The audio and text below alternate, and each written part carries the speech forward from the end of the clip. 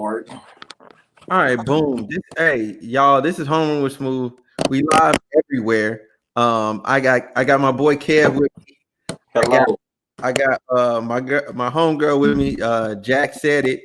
Jack whenever she get back. Okay, there she go. There we go. There she go. Hey y'all. Hey, did you drop your podcast name in the chat? That's what I was doing. I'm sorry. Oh, okay, yeah. Go ahead and do that. All right, bet. Yeah, I'm about to be sitting in the bathroom as informal as it is because I like to smoke in my bathroom. hey, it is what it is. Hey, old habits die hard. Old habits die hard. Bro, I'm one of those weed heads that I don't want weed smell in any other part of the house, bro. That's good. I don't want weed. People who don't smoke weed and come to your house will appreciate that. Yes. Yeah. I don't like the house smelling like residual weed, man. That's kind of trashy in my opinion. I ain't gonna lie. Mm-hmm. All right, I just dropped it in the chat. But shit, you do what you do. Okay, cool. I'm finna hit this copy button. I'm finna hit this here. Jack said it. Okay, my bad. I thought you said New Jack City. I was like, damn. Boy, you out. Well, hey, I done plugged your podcast on the chat for on Twitter, Facebook, and it's gonna be on. Yes, thank you. I appreciate that, Kev. I need to get you to set it up and not be dropping your camera. Yeah, I know, right? Yeah, that was bad. Hey, so boy, phone unstable. You would have thought he had an earthquake going on over there. Okay. Boy, in Arkansas, man. Yeah, city, man. But man, how y'all doing? Oh God!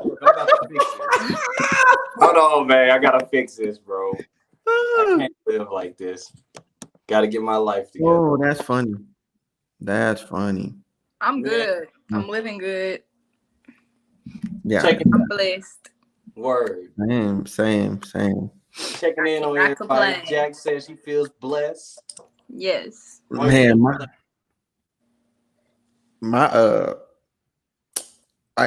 got good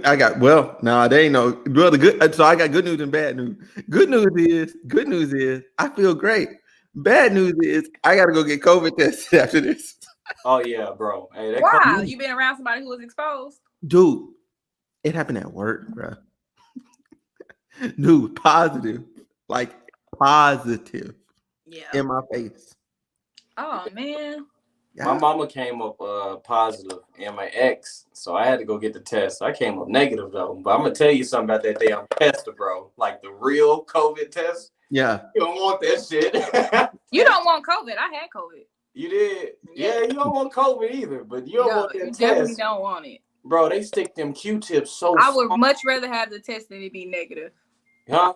I would much rather do the test than it be negative than to actually have it. It was shit. Either way, you're gonna have to get tested at some point. Yeah. Even if you have it, you gotta get the test. So that's like a double. Yeah, that's true. It was horrible. Hey, did they stick the Q-tips all the way up? Yeah, they did all that. They go into your sinuses with the shit. You can feel it. You be like, ugh. You're like, it's quick. Hopefully you had a good nurse. It's quick. But yeah, it's very uncomfortable. There was a day the nasal passages are actually, in fact, quite deep. I didn't realize it until I took the test.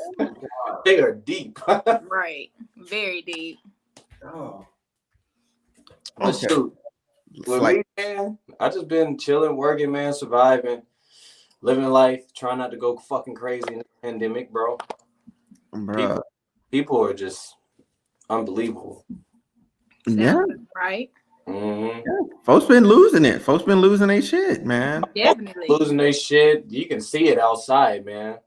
It makes me wonder, like, all these Karens and shit, not to sympathize with them, but are all of them racist or some of them just fucking crazy? No, like, they're racist. So here's the thing. You can be crazy and not be racist. I guess. But if you racist, you definitely crazy. Right. Like, you have to be like, if there's some form of it. I don't know, just to go pick on black people, black and brown people. Yeah, no, that's just straight up. It'd be different if they was also doing it to white people, and then it's kind of like, okay, you got mental issues. But the fact that it's repeatedly black and brown people, you got a little racism in your spirit. Mm-hmm. Yeah, you hate people. You just you hate people, and for what? For no People be reason. minding their business in the park.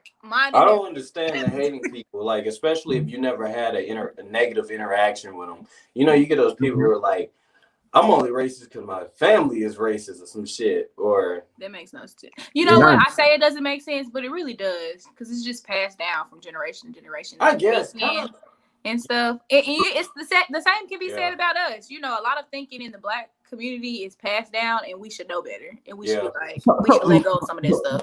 Right, but my thing is though, like, okay, so you went to elementary school. I guarantee you had a little Black friend, a little person.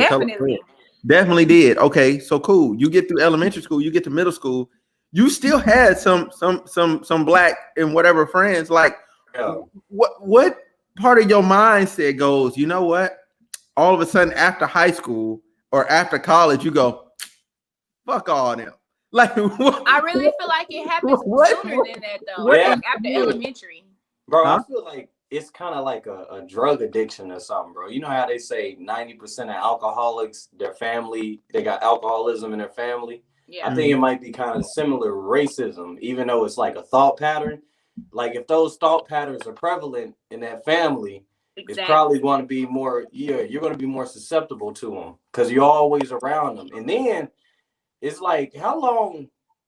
Like, you know, when they say people get stuck in their ways, how long is it when you think a certain way before it's like locked in? You know what I mean? So not saying that somebody's outright racist, but what if somebody actually believes, oh, Black people are loud, Black people think they're entitled to this, Black people this and that, and they keep believing that shit, and it's just reinforcing their mind. You know what I mean? It's like they stuck in their ways, bro. Mm-hmm. That's exactly what it is. But I feel like all of that is learned behavior. It is. Yeah. It's all learned because it comes to a point where we all know right from wrong. Yeah. And then we all have free will.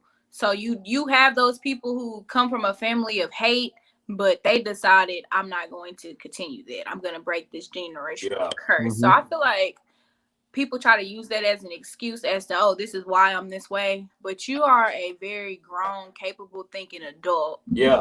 Who can make the decision to not think that way and then act on those thoughts too. So I don't know. It's a slippery slope. It makes me question if we actually have free will as like a whole species of human, bro. Because like most of the things you do are just reflections of your experiences and learn. Yeah, so that's a good point.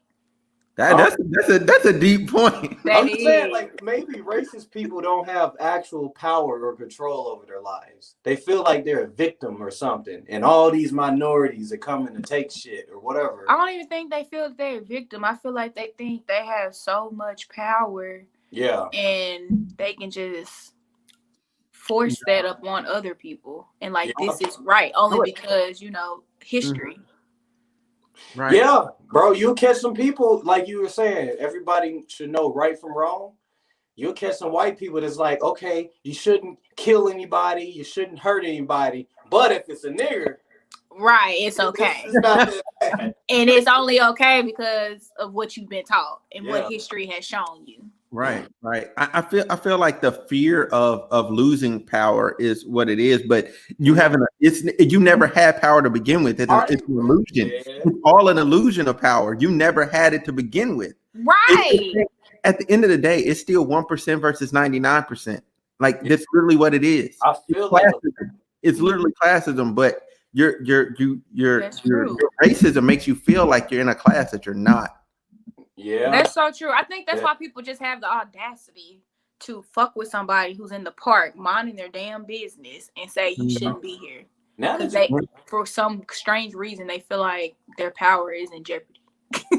Yeah, it's weird, man. It's so weird. It's like, why are you messing with me? Because now that I look at it, a lot of white people who I could definitely say are non-racist, I don't think they ever seen it as like, oh, I'm losing power. Right. Or I'm losing my privilege or whatever. You know what I mean? I got a few white friends who I'm cool with, like two, and they've never ever even thought like that. Acted on that. They've never looked at me like I was beneath them or anything. So I don't understand. But again, I feel like, you know, that's a choice. how they was raised. They wasn't raised by no racist ass parents. It's like racism is a defense mechanism for the white people who think minorities are invasive species or some shit. Right. Yeah. Like they're so fucking frightened and scared. They're like, "What do we do? What do we do?" Which that doesn't make sense because most of the time people minding their business. Yeah. Exactly. So if they was to mind their business, you wouldn't even be thinking about, oh, what should I do in this situation? You're in the park, I'm in the park. You keep walking, doing what you're doing, and let me do what I'm doing. Why do you feel the need to stop? So what drives racism? Is it hatred or is it like fear or is it? I think it's both. I think it's You start with fear, and the fear turns into hatred. Yes. Mm-hmm. You have to have that initial fear because if you don't fear somebody, you can't hate them. Think about it. You just pity them. You end up pitying them. But we don't take it as far as to start shooting folks and to start harming people. Like Black people have every right to fear the police, but every time we come into a counter with police, it doesn't turn into hatred to the point where we about to just shoot this police officer. You see what I'm saying? Right. But on the other hand, they fear for their life so much that they act before they even think. Man, we not even hunting them down. You know what I'm saying? We not looking for them. None of that. We like, oh, the police is over there. Cool. We will go over here. We will mind our business and do our own thing. We purposely go all the way out of our way to avoid encounters. Yeah. But we still end up in I feel like that's so unfortunate that we have to walk out into society every day and really think 10 times harder than the next person just so we can make it back home safely. Yeah. And then the whole like avoiding police encounters, that's for our safety. But the way that they feel about it, they're like, oh, what are they doing? Why are they avoiding us? They must be up to something. Like, I know you created the situation and the culture that made us want to avoid you. You know what I'm saying? Like anytime you could see a little kid get gunned down in 0.5 seconds, yo. It ain't even worth it. Whatever the situation is, it's not even worth calling you all. Right. White folks fear Black people just like fucking Black folks fear racist cops. It's so ironic. But one is justified and the other isn't. Yeah, I don't really think it. Yeah, one can be justified. You could say it be justified, but if you were a different person born somewhere else with a different skin tone, you might think your shit justified. Yeah, I don't know. I mean, I think it's all about perspective too, because we may have one view on it, and then somebody who grew up on the other side of town with a whole totally different lifestyle may have something else. Or even example, Lil Wayne, he loves to get on and say how none of this affects him because of his experiences. Yeah, you know what I'm saying? That doesn't make it right, because I feel like at that stage you speaking for all of us and you being inconsiderate, as if what we're saying is not true. Why? Go ahead. Yeah, I think we're about to make the same point. Why in Black culture does celebrities even matter? Why do they even matter? Like, why do they become the experts? When you don't see white people walking up to Adam Sandler asking him what he thinks about politics, what he thinks about the police violence and all that shit. You don't see people ask Adam Sandler that shit. But when they walk up to Dave Chappelle and Chris Tucker, Chris Tucker, whatever comedian you want to name, you know what I'm saying, Kevin Hart, they gonna ask them that shit. They're gonna ask them, what do you think about Black Lives Matter? They're gonna ask them that shit. White people, white comedians, white actors, white celebrities, they're not gonna ask them same questions. You know what I'm saying? I'm cool with help to fire on social media. I'm cool with them asking Dave Chappelle or somebody that's actually intelligent, but when niggas is like putting Waka Flocka Flame on CNN and acting like he's speaking for the Black community, that shit crazy to me. I feel like they ask Black people because it's, especially with the time that we're in, it's just like, well, I don't know. Why celebrities though? We got Black scholars. We have Black lawmakers. That don't matter. When has a Black scholar ever been put on a pedestal to the point of it's like media newsworthy coverage and we're gonna big them up? We don't do that. For some reason, we take the lowest of the lowest when it comes to these topics, put them on a pedestal, put them in front of a platform, and ask them for their dumbass opinions. Yeah, like I don't like honestly, like on some real shit. Like when it comes to shit like that, like I don't want to hear from. I don't care how much money Jay-Z to make. I don't want to hear from Jay-Z. I don't want to hear from Diddy. Like give me like a Angela Rye, give me a Van Jones, give me somebody that's in the space, that's their job, That's their job. You know what I'm saying? Like, but see, I feel like that's like a double sword, because on one hand, we say, oh, we don't want to hear your opinion. But then on the other hand, we need you to spend your money here, but we don't want to hear what you got to say. Hey, I'll we need you to donate. Jay-Z's opinion if he was talking about, like, I don't know. I feel like with them super rich dudes, Jay-Z and Diddy, because they got so much on their shoulders, they're not going to say anything that's jeopardizing. You know what I mean? Well, we know that. We've seen how Jay-Z moves, so. Yeah. That nigga Jay-Z barely say anything at all. Shit. Man, he sold out Kanye. Yeah. He do a lot of get his own freedom. I don't know, selling out. Kanye. He does a lot. Kanye bought his own freedom and then sold it away. Dumb. Just doesn't make any sense. And then said Harriet Tubman didn't really free the slaves. And then had the nerve to get on, but then had the nerve to get on 2 Chainz's new album that just dropped yesterday. On his first opening verse, he go, "We could have freed more slaves had they known they were slaves." What the fuck are you talking about? A few months ago, you were saying we weren't slaves. So what are you talking about right now? And it don't even make sense. Don't even make sense. You don't know what he's talking about. Listen, he's actually bipolar. Like, we have to literally treat him like he has a medical. We don't. We encourage him to do stuff like Ron. That's so dumb. That was the dumbest thing I ever heard. I was like, dude, somebody bipolar with nuclear codes. He gonna nuke somebody and be like, damn, I really wish I had the chance to sit down and talk to him. They gone, bruh. They gone. It don't make no sense. I feel like, and we got to do better as like a culture. We need to stop bigging up clown stuff. We big up clown shit all day long, and we don't take nothing serious.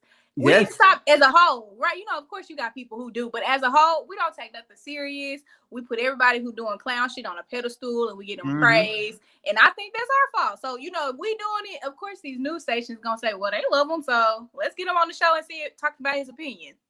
How much do y'all think that you know, bigging up clown shit and listening to the people who don't really matter and all this and that, how much of that do you think is related to us, like, not like black people? I wouldn't say as a whole, but as a majority, in my experience, we don't feel like we're part of America. So it's like we have a different I wouldn't say agenda, but it's kind of like we live in a different reality. You know what I mean? Oh yeah. We don't want to care about the same shit the white folks care about, because a lot of people believe that wasn't for us. That was for them. You know what I mean? I feel that, actually. I really do feel that a lot of things in this nation was not for us. And I feel like those are the things that we kind of take for granted and take it as jokes. But I feel like some stuff that is directly related to us, we still take it as jokes because we don't know where to draw the line. We don't know where to be like, okay, now this is serious and we need to get serious about this. You know what I'm saying? Because we could easily stop a lot of things that's going on right now if we just come together and be serious and try to want actual change for us. So you gotta let a lot of people believe that, though. Yeah. People in those low, impoverished communities that ain't never seen it out. They mama was born here. They granddaddy was born here. They might feel like going to school ain't finna do them no good. But like in the end, it does do us good as a whole if everybody went to school and paid attention and tried to go to college or just tried to do the best they could. But we keep following that same cycle, man. That's true. Mm-hmm. Yeah, I mean, at some point we gotta figure out enough is enough. Yeah, we breaking the cycle. Time gonna fix that, I think. Especially with the inventions that we got, the technology we have. I think the way that we're going, especially with this generation that we're in, eventually some things will stop, some things will get better because we're starting to really stand for some stuff and kind of just, you know, fight for things. Right. The part that kills me, like, is that people feel like us holding different people accountable for what they done said during this 4-year period is wrong. Like, no. You said some flagrantly foul shit. You know what I'm saying? You're permanently canceled. Like, permadeath. But we gotta stand on that, right? Because I don't know if we should do that. Black people always sweeping shit under the rug. No, at some point we gotta hold them hella accountable. I absolutely agree. But like, do you think they should? Okay, holding them accountable is one thing, but we need to allow people to redeem themselves. I think that's fair. We need to allow people to redeem. But themselves. then I also think some things you just can't come back from. Yeah. Like perception wise, but like, well, yeah. Like you can't say, yo, you know what I'm saying, yo, I hate black people or something to that effect. Like you say the N word and all that, you know what I'm saying? I hate those niggers. Like you say that, right? Yeah. You can't come back from that. You believe that with your whole heart. Like it was too much. It was too much hate. You come back from that if you have an experience that's like a culture shock. I think when you can't come back, you say I hate those niggers, and then you go out and kill some niggas. Then that's something you can't come back from. You permanently taking lives away in the passion of your hate. You know what I mean?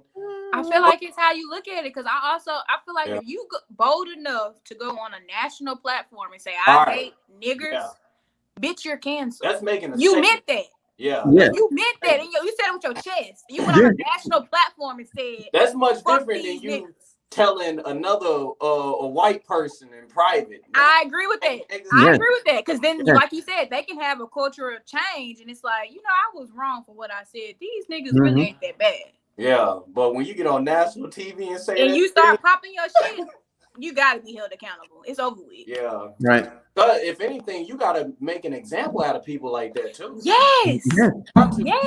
They can't do that type of stuff, and then people see it, and then it just be swept under the rug. You gotta. So like, yeah, bro.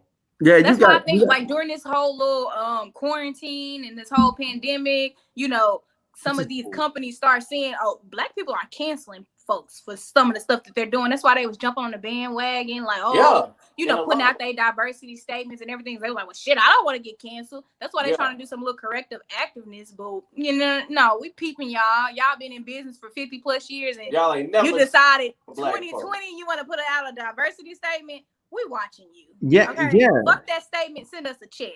Period. Right. Like, so like for instance, like you got like somebody like, for instance, for example, we got Mark Wahlberg, right? All that stuff came out about him like being racist and all that. He's doing the normal racist white person thing. I lay low for a while, for a couple of years or whatever. Lay low. I have money. I have plenty of money. I go and I start doing background stuff. I start doing production roles and doing some little, doing some little writing here and there, supporting this thing as a producer.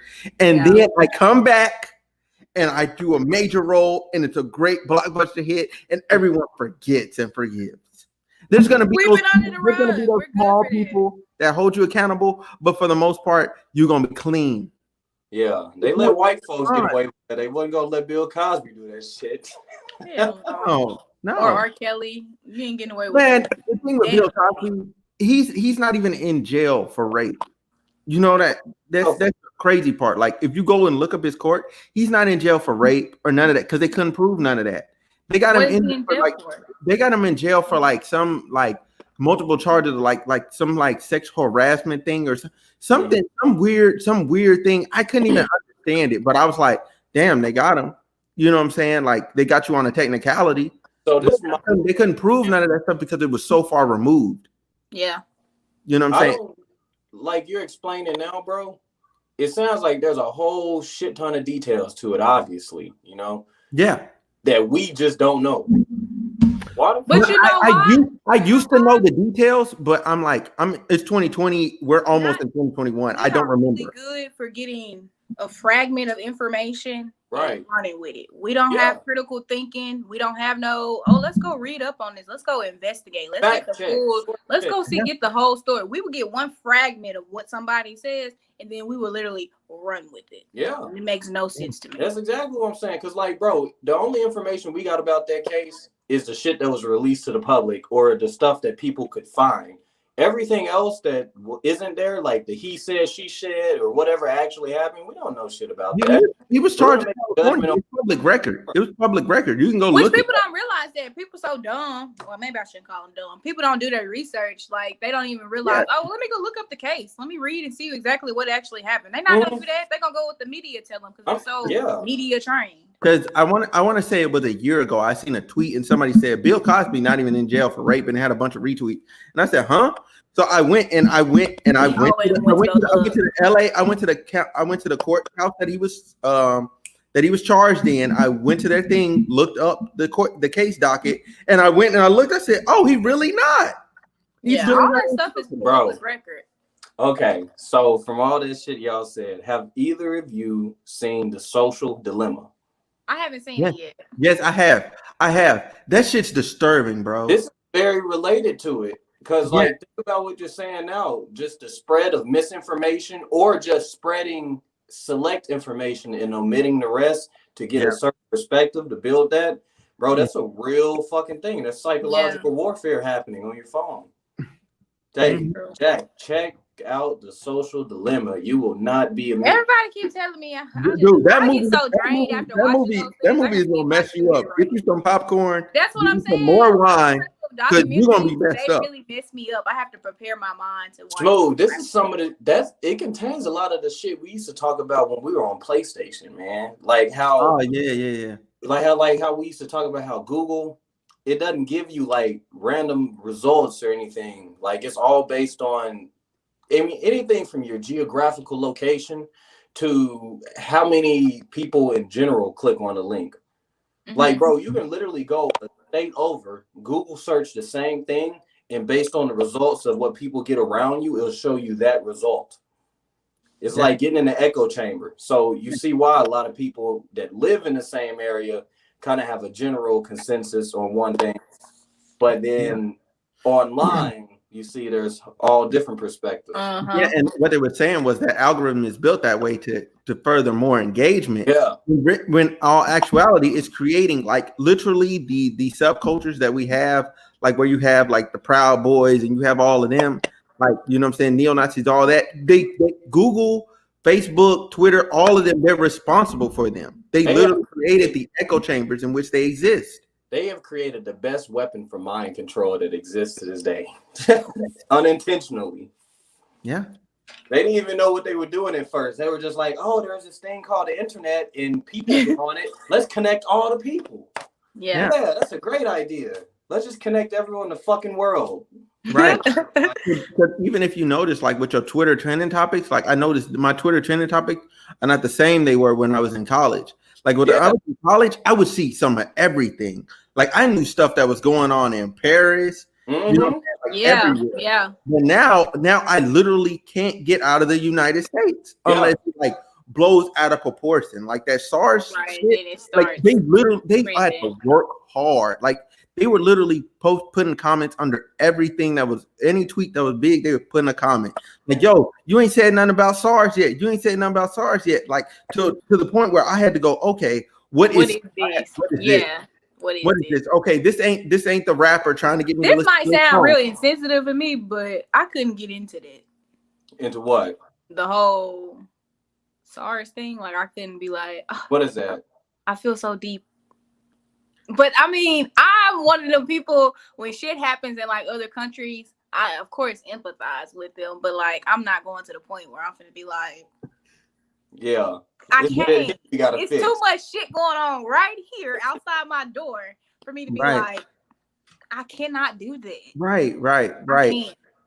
But SARS was basically like their government was killing. SARS. Yeah. I went. Y'all had it right. Yeah. I went down the rabbit hole, and once I got down to the bottom, I was like, "Oh my god, this is so bad!" Like I was almost in tears. Like I was like, "This is terrible." Yeah. Ain't they like? I clicked the hashtag, and I started digging. I was like, "Yo, this is bad." It's very crazy for sure. It's definitely crazy. It's some of the wildest shit I've ever fucking. Yeah, it is. I've never seen somebody walking down the street with like the movie like Rambo, got the gun to his hip and just spraying. Like I'm like, what the fuck? In the crowd, they're like just killing folks for like really no reason. Literally going down the street just knocking niggas off. Yeah, bro. Yes, it won't happen in America, bro. Yeah, it does though. It does. It does, yeah. Oh shit! Where? It's not to the extent where you have a militant group walking down the street knocking niggas off, but you got like police knocking niggas off. You got knocking niggas off. You see what I'm saying? You got it's in different aspects, of course. It's not like, you know, a whole something that was a part of the government, not a part of the government type of group doing it, but you know. All I'm saying is we got guns here. The average citizen got a gun. They definitely body off. Yeah. I mean, and you at this, I feel like in today's time, you gotta have a gun. You have to. You have to. It's just too much shit going on. And you can literally lose your life over the smallest misunderstanding. And if you can't protect yourself, your life gone. And that's not even, that's outside of like police and shit like that. That's just every day if you in the wrong neighborhood over a small little misunderstanding. You can lose your life. Hell, you could be tired coming home from work late at night. And there's a motherfucker around the corner waiting to press on you.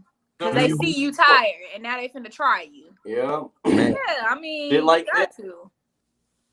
I think the scariest thing I ever did was I went out like I think it was like 1 a.m. in New York City, and I walked all the way down to this where did I go? I think I went to Popeyes because it was 24. It was 24 hours. I think I went to Popeyes, and I was like, "Yo, I'm just hungry," and something had to be open. So I was just walking, and I'm just trying to find something that's open. Now these New York City blocks are like long as fuck. So I'm like really walking. I'm like, you're gonna walk for days. It literally, I seen on the map, it was only like maybe like 8 blocks away. So that didn't seem far. Man, in New York City, that is far as fuck. Far as hell. Known better. Yeah. Man, bro, I was walking. These not Little Rock blocks. A market that was closed because it was at night. A bank. I'm trying to think what else. There was some construction. There was some sewage people doing some shit. Like I was paying attention to too much shit because like it was scary as hell because everything's a building around you and like these alleys just go off in the darkness. Like you can't fucking see them. When I went to New York once and I got in really late. It was about 1 o'clock and we were doing the subway walking in Harlem at night trying to find our Airbnb. I mean, we was all right, but we definitely had our head was on a swivel. I ain't gonna lie, man. That shit reminds me of like a video game. Walking through New York at night, it's like walking through a dungeon, nigga. Like you really, especially when you gotta get on that subway, you don't know what the fuck you doing. You're not from no place where you do subway. You don't know what's going on. I want no parts of the subway system. None. I watched this shit. There was some dudes that, bro, these niggas recorded a documentary. It was called Criminals Gone Wild. He was in New York City. He was just interviewing real criminals, bro, while they were doing their crimes. So niggas was getting stuck up. One nigga just shot the shit out of somebody for no reason. And like, yeah, bro. That sounds they robbed the nigga that had some groceries. And I was like, oh, he vulnerable. He got groceries in his hand and shit. They just ran up to the nigga and they pushed him in the alleyway. And one of them dark come out. And they said, hey, man, look, bro. He said, hey, look, I got money in my pocket. My wallet's there. Just don't kill me, man. Don't shoot me, bro. And it's a documentary. This is like a nigga just recording with a phone or a camcorder. That's crazy. Yeah, that's wild. Yeah. It's like some Zach TV shit or something. Well, the positive thing is he has a good ID on the person that bro. Right? He put the movie out, right? And like it made news headlines, and they brought him on MSNBC or some shit, and they were like, "So why did you create this?" And he's like, "Don't you think making something like this glorifies criminality or some shit?" And the nigga gave like an answer saying that he wanted to what the fuck you say? He wanted to show the world that what criminals are, I don't know, some weird shit basically. Like he was trying to bring awareness to the actual reality of the shit. Hell no, he sounds weird and he can't be trusted. Yeah, but he was having the criminals explain like, why are you doing what you're doing? You know, what is crime to you? I'm trying to figure out what criminal is actually explaining why they doing what they doing. Bro, some niggas were. You're gonna find like 2 or 3 niggas that will talk to you about the shit. They probably couldn't wait to talk. They couldn't wait. They like, oh, I got somebody. I can tell you. When you bring mental issues, the niggas either gonna get weirded out by the camera and kill your ass or hurt. That's what I'm thinking. Like, what criminal is into doing something like that? You get that one nigga to think he gonna be famous off this shit. He gonna go. Yeah, someone be thinking that. You're right. Someone be. He gonna go with you. He gonna want to say, yeah. You want to say somebody getting shot? Huh? You recorded somebody getting shot? Bro, oh my god, they were just walking down the street, bro. And what's the name of the buildings in New York where they got like the little stairs on the porch that everybody the brownstone in front of? Something like that, man. Like where you enter the residential area. Okay. Niggas was just hanging there on the porch, bro. And they was walking. And he just said, hey, yeah. He made it seem like he was casually walking, yelling at the group. He's like, hey, yeah, bro, I need to say something. This nigga here, bow, and just took off. What's crazy, they had the getaway car past the group, but they had walked around the block to get behind the group. So they made it look like they was actually walking up down the street. Like, how this dude even catching all this stuff? He had to be in cahoots with them. Hey, man, I'm telling you. So, like, they were talking about that, too. They were, like, talking about why he hasn't gotten charged because they couldn't prove that he took part in any of the shit. But you got everything on camera and you wasn't a part. You didn't know. Well, I mean, he was never on camera. I don't think his voice is heard either. I guess that's weird. I wouldn't do no shit like that. I think he like edited out his voice whenever. But see, look at all that talent. He doing this whole documentary. Let's go do something else with it because that is crazy. Hey, to him, that was probably a quick buck. He's like, this that's crazy. That's probably one of them little hood movies. Nigga did definitely BET special. Right. Real Snow on the Bluff. Snow on the Bluff was all right though. I kind of liked it. Yeah, I did. What happened in the Bluff? Wasn't real though. It was just like a reenact. What was it? What's the name of it? Snow on the Bluff. You know, it's kind of like that documentary type of thing. Oh, with the dude like walking. Oh, right. Hold on. I remember that. Now you know what? So crazy. It was all right. He had, some good points in it. He was like, they come in, buy a house, not even knowing where they at. I know, right? So I'm in Atlanta and I drive through Decatur all the time. You can literally go from like hood gentrification within a block. Damn. It's like hood, nice houses, nice townhomes. Hood. Segregated, ain't they? I'm like, God damn, they just put anything in the middle of the hood. And I think people will probably go and buy it. They don't even know where they at. But I'm looking like, dang, this the same street 21 Savage we talking about. I'm not getting on any street any rapper raps about, bro. I don't want. I'm gonna sound really dumb right now. Like that just made that J. Cole line. Like when he said I'm as fake as snow in the bluff makes so much sense to me just now. Like I finally got it because I was like snow in the like what are you talking about? Now I'm like the documentary. It just makes sense. Almost sense. Yeah. This stuff don't be real, but I mean, they be saying some, they be having some good points on it, but it don't be like real. The white people driving around to buy crack in the black neighborhood. Like, I guarantee some white folks do that. They be like if they get the fiending and shit, and they can't get in touch with their guy. They're like, hell yeah, they go around desperate. This area, and surely somebody will have some crack. They get desperate and then wonder why they get beat up. Yeah, they'll do that to the black area. We gonna go to the hood. You know what I'm saying? Why they get carjacked? What do you mean? You went to a whole neighborhood, look for crack. Yeah. First of all, we don't even do that in this neighborhood. Weed only. Right. So now we can take your shit because you came out here. Fuck out, man. Yeah, because you came out here trying to start some stuff. So luckily you ain't get killed. Shit. Right. Man. The audacity of white people. funny story. So I was back in 2017 when I was doing Lyft. It was either 2017, 2018. Or I picked up this guy right from USC. It was like in the morning or whatever. It was like early in the morning. I picked this dude up, and he was like, yeah, you know what I'm saying? He's like, I need a ride back home, and it was like Orange County. I was like, dang. I'm like, all right, well, that gets me close to home. I'm gonna go home. You know what I'm saying? I done made some good money. You know what I'm saying? Tonight, you know what I'm saying? I was out there. I think I was out there for a minute, like 8 hours, whatever. So I'm like riding in the car with him, whatever. We talking, you know what I'm saying? He's cool, you know what I'm saying? I think dude was like 21, 22. So I'm like, oh, okay. I'm like, no. He was younger than that. He was like 19 or 20. He was like 19 or 20 because he was like, I'm trying to pledge, blah, blah, blah, blah, blah. I'm trying to get down with whoopty whoopty whoop. And I was like, oh, okay. And he was like, yeah, he's like, hey man, you do coke? Like I can get you. He's like, I can get you like a pound, you know what I'm saying? Like, no problem. Like, you know what I'm saying? My dad does it. My little sister, she just started, you know what I'm saying? My older sister, she already does it, you know what I'm saying? And you know what I'm saying? That's just what we do. Like, he's like, really, my end to this fraternity is that I'm the drug guy, you know what I'm saying? Like I have all that stuff on me, you know what I'm saying? And I just want to get in so I can network and then I can like leave this shit alone. And then, you know what I'm saying, start my life in corporate America, whatever. Like he was just going on and like he had like legit future plans, but his end to the future plans was like effing crazy. Sound like he was doing too much talking to people. Doing too much talking to you.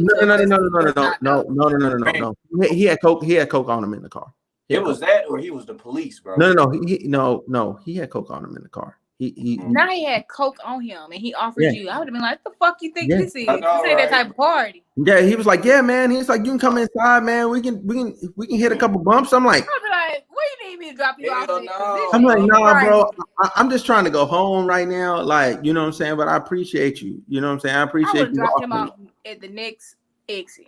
Man, look. Here's the thing. It was on my way to the house. That's one. Number two, that was $70. Okay, I probably would have took him, but I would have said, "Stop talking, fam." Yeah. Huh? What were you doing? Ubering him? Lyft. Yeah. Oh yeah. Okay. Yeah. So I was just giving him a ride home. That was it. Get your ass. Okay, it makes more sense, bro. That's I thought crazy. you was the driver and you were the passenger. You got in. He started telling you this shit. Oh no. I can definitely see a passenger trying to sell something though. Yeah, bro. Yeah, man. He was like, "Yeah, man, anytime, man. Just come by the crib. You know what I'm saying? You good peoples. You know what I'm saying?" Because we was in the car for like an hour. It took me an hour to get to his house. We were in the car for an hour. We talked about some of everything. But the only thing that stuck with me was the coke shit.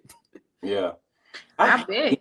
Hard for extended periods of times with strangers. I can't be right. I get car sick. I can't even be in the car if I'm not driving that long anyway. Y'all got a horror Uber story or something? Y'all ever had a No? I don't really have one. I've seen one like online, but I don't have one. Yeah, bro. I done got in the car sometimes and the Uber driver just doesn't seem right, man. Yeah.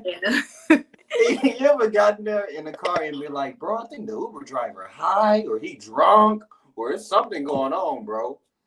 Like as much as I've driven, I can say that I know I met a lot of drivers as well. Mm-hmm. And yeah, them motherfuckers is crazy, bro. Like, yeah, bro. Literally, I be caring for people. I'm like, yo, this dude is weird. He's crazy. People are weird in general. I feel like people are just weird. For somebody to make that is full-time gig, like, you know what I'm saying? Like, you either have to be really professional and really just want to be a driver or whatever. But when you have those cats, they're really professional. They have business cards and all that. Yeah. And you have them other dudes. They just trying to get by. You got the crackheads. Yeah, they just trying to get by. They just trying to make a little more. Man, I guarantee some of these Uber drivers just Ubering to get a $15, $20, so they can go get some dope or some shit. I considered doing Uber out here, but then I quickly decided not to. It's not. It seems sketchy. Like, okay, the service itself is one thing, but then like the fact you letting random people in your car. That's the part that I can't get with. That's the part where I just be like, I'm a little too. See, I declined certain rides. Like one dude, I'll never forget this one. Like I dropped somebody off. I was around USC again. I dropped somebody off, and the next ride was like, "Yo, come pick up Murder C." You know what I'm saying? Like, and it was like way down the street, and it was like straight up in the like, and I was just like, you know what? I'm like, maybe that's a rapper, his rapper name or something, a nickname, whatever. And as I start driving, it like turned quickly into like deep LA hood. I turned around, you turned, decline the ride. Hey, good thing that nigga put his nickname. Like, it was just like way off in the cut, like because you wouldn't know. Once I realized like it was down there and then you had to hit a left and then you end up on a dead end street. I said, I had to bail out. I hit you still in California? Yeah, I'm still in California. Yeah, I'm in San Diego now though. San Diego? That's where I was born. Huh? That's where I was born. Oh, for real? You a Cali girl? I mean, not really. I was just born there. I was raised in Arkansas. Word. Oh, this is better. Shit, I was born in Texas, shit, but I ain't been there too long. Yeah, I mean, I visited San Diego a lot last year. Actually, I love San Diego, but I wasn't raised there. I'm not from there. Mm-hmm. I'm almost done with this glass. Hey, I already finished my tequila. I'm gonna crack open one of these bullshit margaritas, man. Look, I don't even check out the label. What is that? What? Hey, nigga, you know what them bottles are. What is that? Like, did that have a bottle cap on there? It does. It's a screw. I don't even want to hold this shit.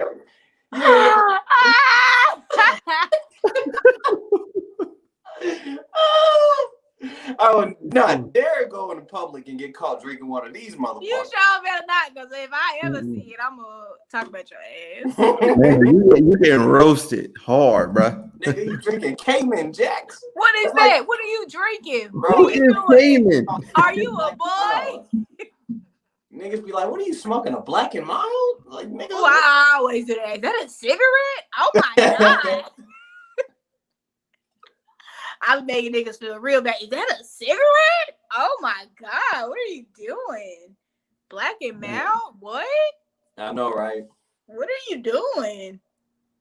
Drink something else. Smoke. My nigga said that he's smoking Black and Milds, he not eating. Man, He's stressed out. He's smoking a Black and Mild. Shannon Sharp. But Shannon be smoking them. He was smoking them and cigars. I'm like, man, he can't be too stressed out, but he be smoking them like it's a pleasure. Like he getting too much money for that, man. That's what I be thinking when I be saying. I be like, dude, you got way too much money for this. But you know, yeah, you got the hen dog. Who am I? I don't have that money, so I don't know what it feels right. Like. I don't know. Yeah, I need to bring my chair in here, bro. I always think about that would be ideal, bro. People be like, oh, he got this amount of money. Why is he doing that? Or why he ain't doing this? And I be thinking to myself, you don't have that much money. So how dare you try to say what this person should be doing? You can't go in your account right now and pull out 100,000.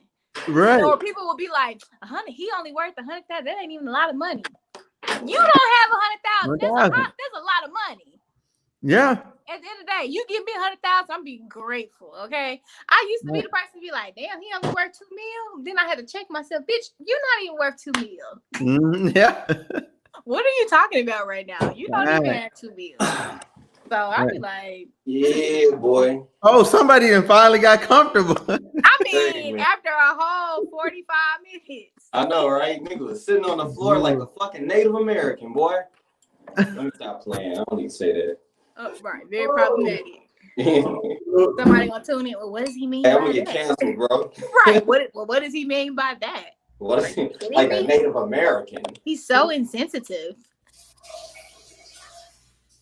And I just go, it is what it is, girl. That's what I mean. It is what it is. In fact, fam, check this out. I was at I think it was last weekend. I got some homeboys from India that they're MDs or whatever. They work with me at UAMS. And we were out for drinks. And you know how people have always called black people monkeys or compared them to that? I hate that. I don't know how the conversation got somewhere, but I was like, how would you feel if I said that to you? He's like, bro, you were just racist as fuck, blah, blah, blah, blah, blah. And I was like, oh, shit. I forgot other people might be offended by being called monkeys other than black folks. So I feel bad as a motherfucker, bro. Really? Other people be offended by that besides black people? That's the first time anyone other than a black person has gotten offended by that. And it was just in casual conversation. And I would have looked at them like, are you kidding me? Bro, it was like, I got to realize the world is changing. And it ain't just changing around black folks. So, like, pretty soon people finna call black people out for being racist and shit. That's kind of But black people can't be racist. I don't think people believe that shit anymore.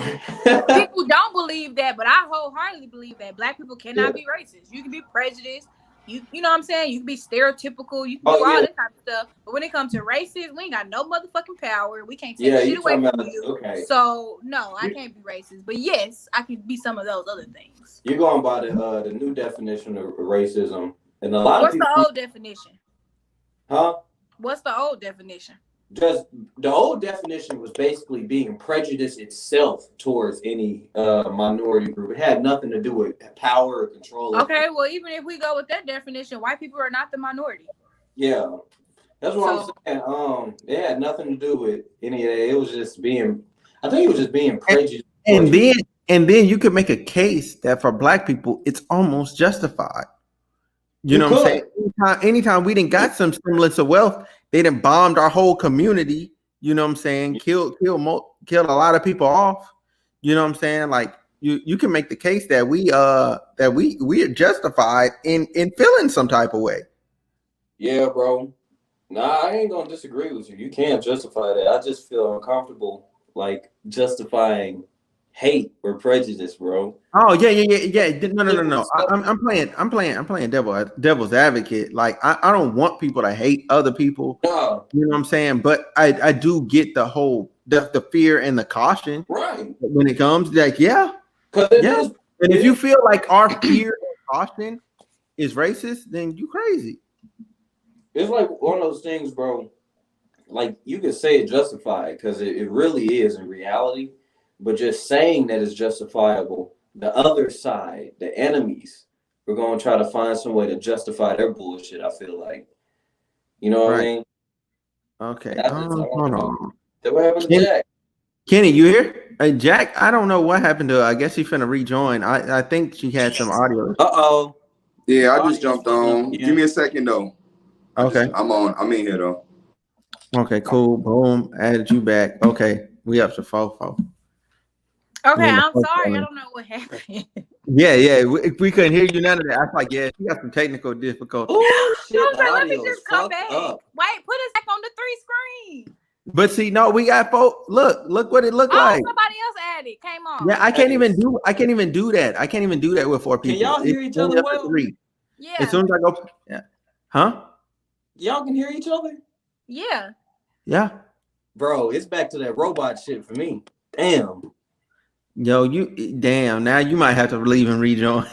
Yeah, might have to restart or something. I don't know what happened. Just leave and come back on. That's what I did. I can hear it perfectly. Yeah, just leave and come back. Yeah, I'm gonna try that again. But shit, last time I did that, it did not resolve itself. Where's Skinny at? Kenny, he working on something right now. He said he'll be right back. He jumped in, and I was like, Kenny, what's up? And he was like, oh yeah, hold on. Let me get myself situated. I was like, all right. Okay. Yeah, but shit, man, it's just what were we talking about? Oh yeah, black people being potentially right. Like I just Re-say that because I missed it because I couldn't. Yeah. So basically, he was saying that black people can't. I guess he was making a case that black people can be racist or like by old definition, and I'm just like even then I feel like black people aren't being racist. I feel like it's where I stopped at was I feel like it's people's perception. Perception. Yeah, perception. That's or perception or experience to where they end up feeling that way, or they end up expressing themselves that way. Like I don't think it's.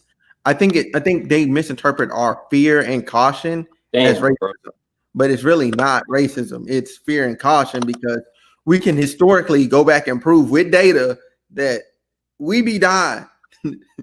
So we have every right. Or we be, we're being treated a certain type of way. Like we can go back, we can even reduce it down to our neighborhoods and our schools and everything to like, oh, this school district is getting a certain type of education versus the ones across the track. They're getting a whole different experience. And what's the biggest thing between them two? Oh, that's a majority white school and this is the majority black school where all the kids from the hood go to.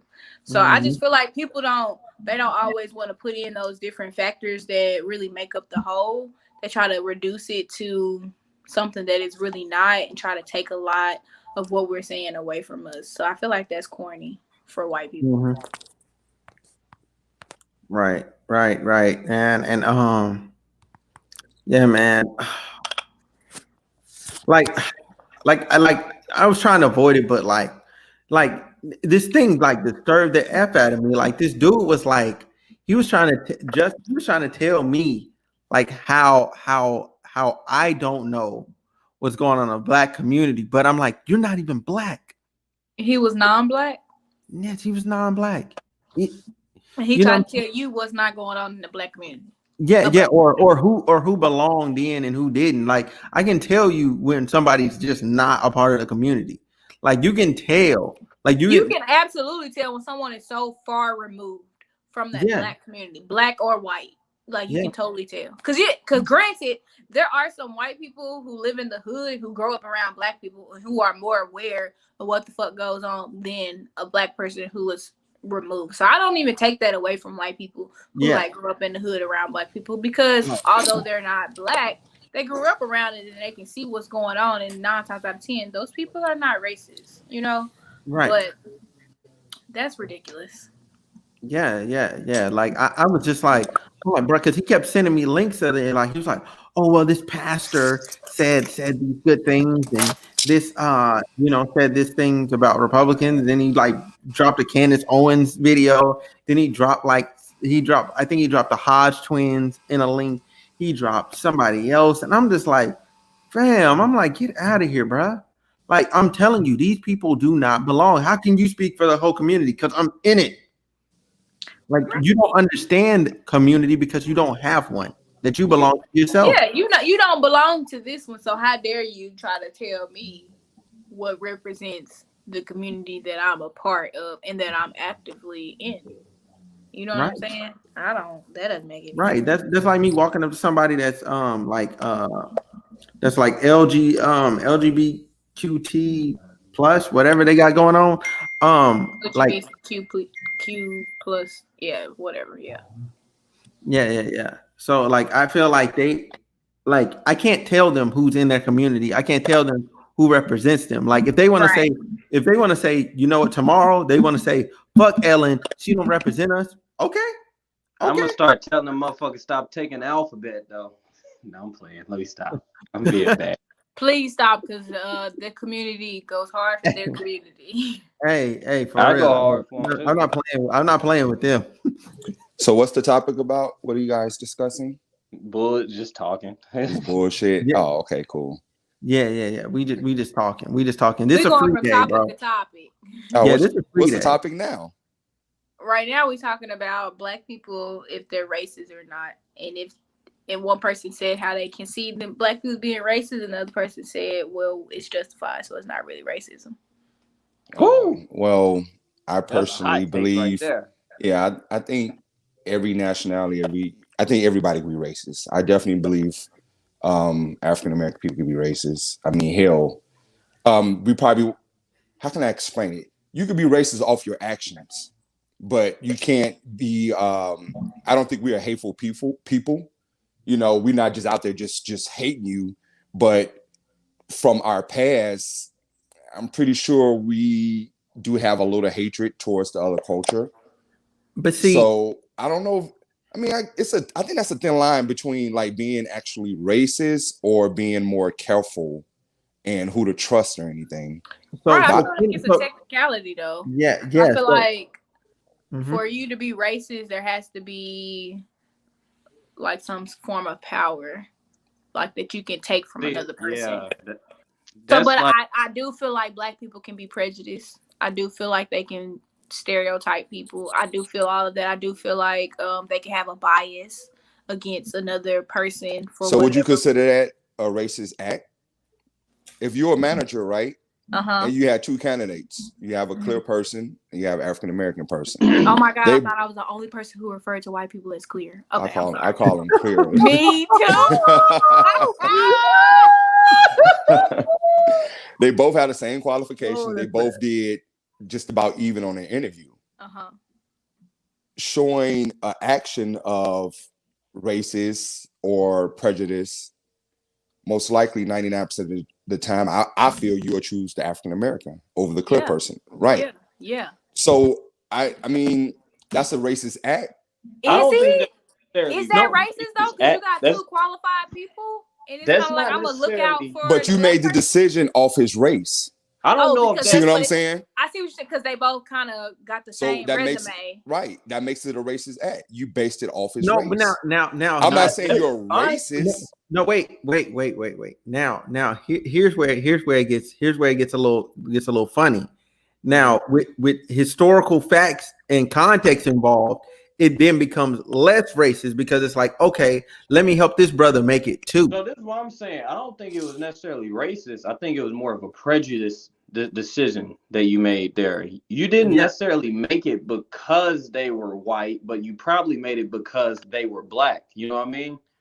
So I guess it's just a slippery slope, because it's kind of like, it is, especially when you're in the corporate world or even the job world, where oftentimes we get passed over simply because we don't know the next It's not person. like you didn't want the white employee because he was white, but it's more so you wanted the black employee because he was black. But in a way, if white people did that, we definitely would say that we was would racist. say it was racist. Yeah, we would say it was racist. But that's the thing. That's the thing. Like we've been discriminated against for so long. We've been suppressed for so long. There's so much evidence to it where we would literally not get picked simply because our skin color, even when we're more qualified than our white counterpart. So can I? So what do you guys feel like our race as African Americans? I mean, do you believe they try to keep us down because we are superior, we're smart, we're the natural human, being, we're from that descendant. Do y'all feel that way about us? I don't think that's what they saw when they enslaved us originally. I don't know, man. Like, we're just racist. Well, not what they saw. I'm talking about now. How do you? So right now, to answer your question, wait, repeat that one more time, just so I make sure I'm answering this right. Us as African American people, do you believe our race is superior? We're powerful. We're extremely intelligent, and that's why they try to keep us down. So that line of thought, I'm not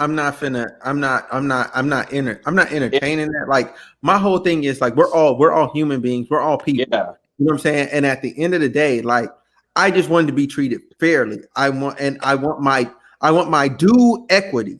I want my due equity.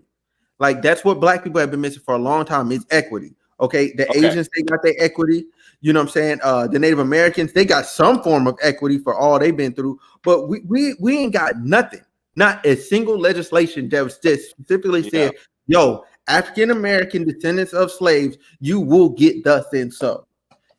African Americans that are descendants of people that experience Jim Crow, slavery, racism, all that other stuff, like, you will get thus and so.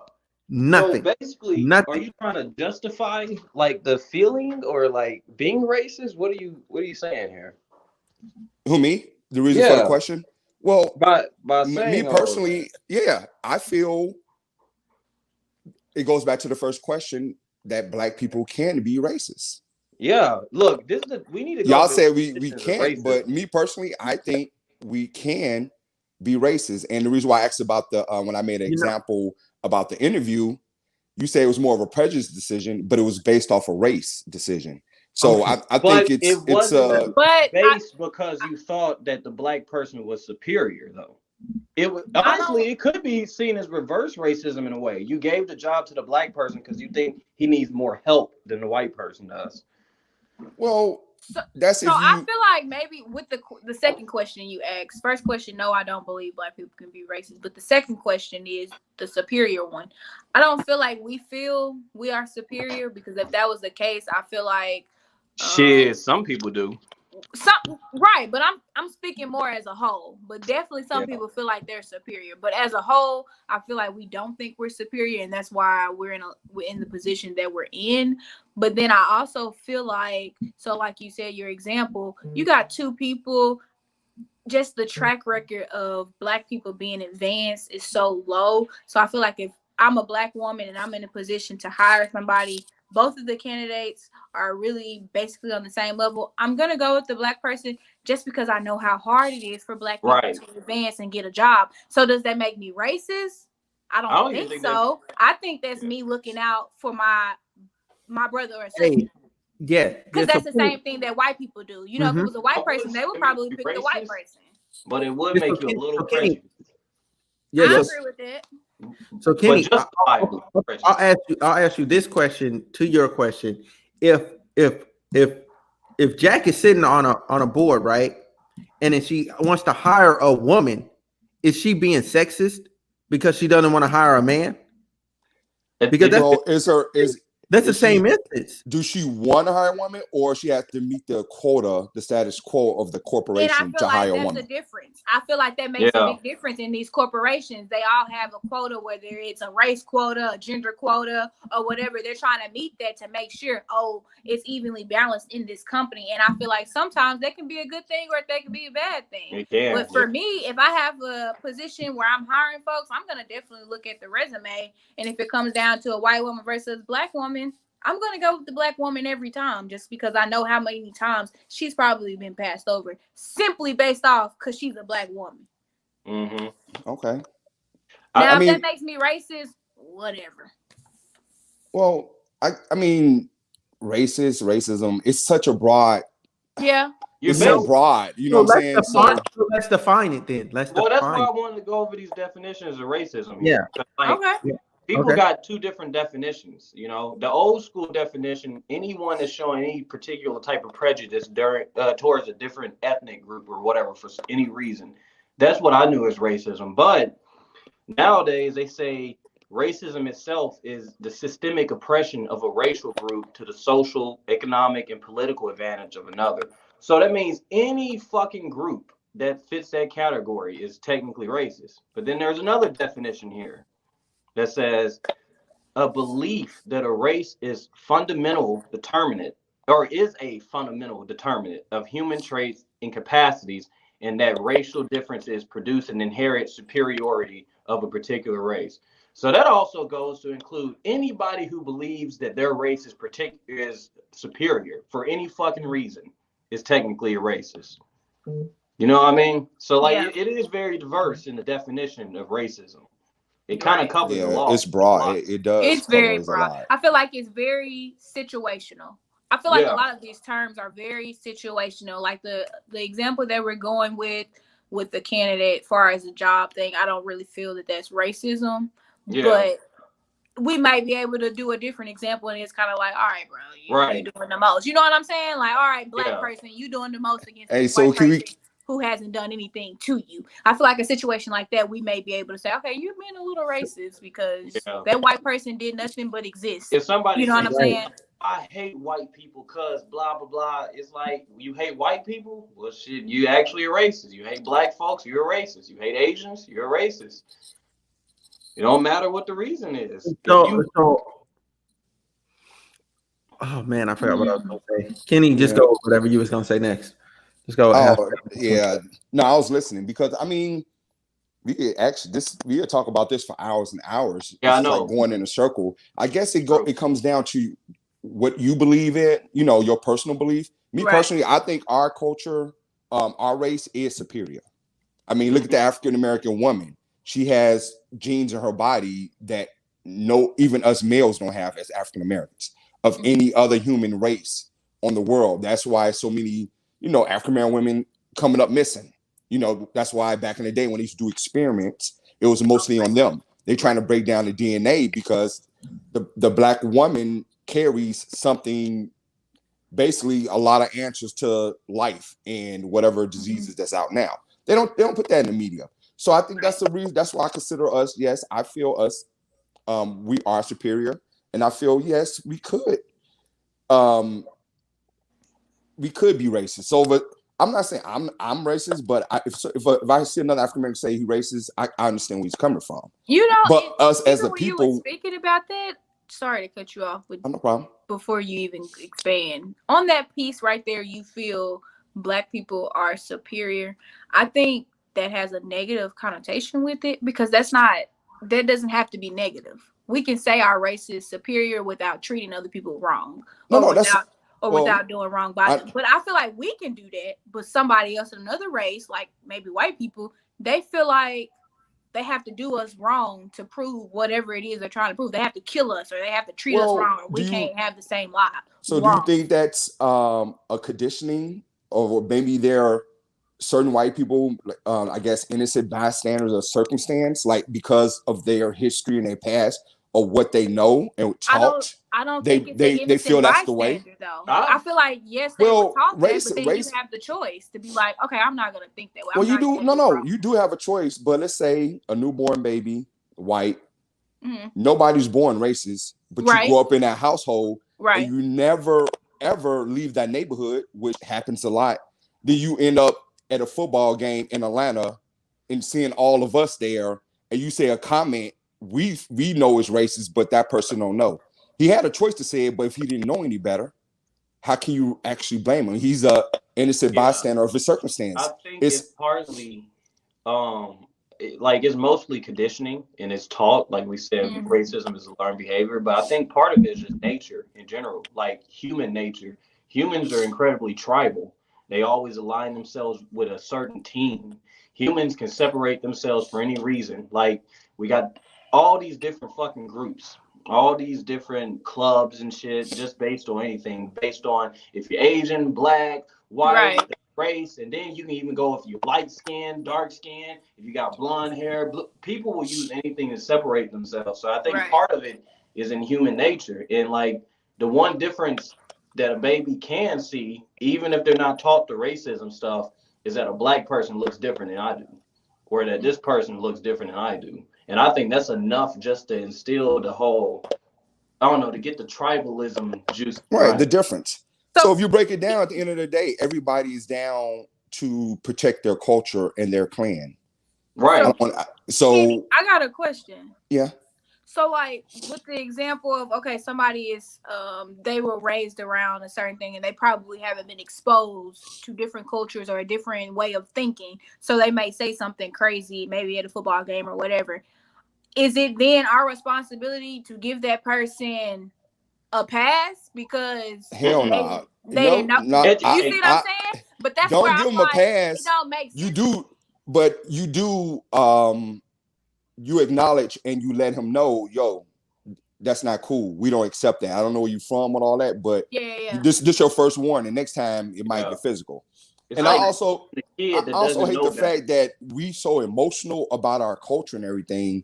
We get triggered. We can get controlled off words. You see what I'm saying? Right. And I feel that's a problem also. Because okay, we frown upon if a white person call you a nigga or whatever. You know, somebody he called me one. I hate that shit. You know what I'm saying? Yeah. I mean, it don't happen to me, but I feel bad. But I also feel, do they even know the definition of that terminology? When it first came out, nigger, it meant laziness, nothing. If somebody calling me a nigger, like I'm at the level now, I would put hands on somebody.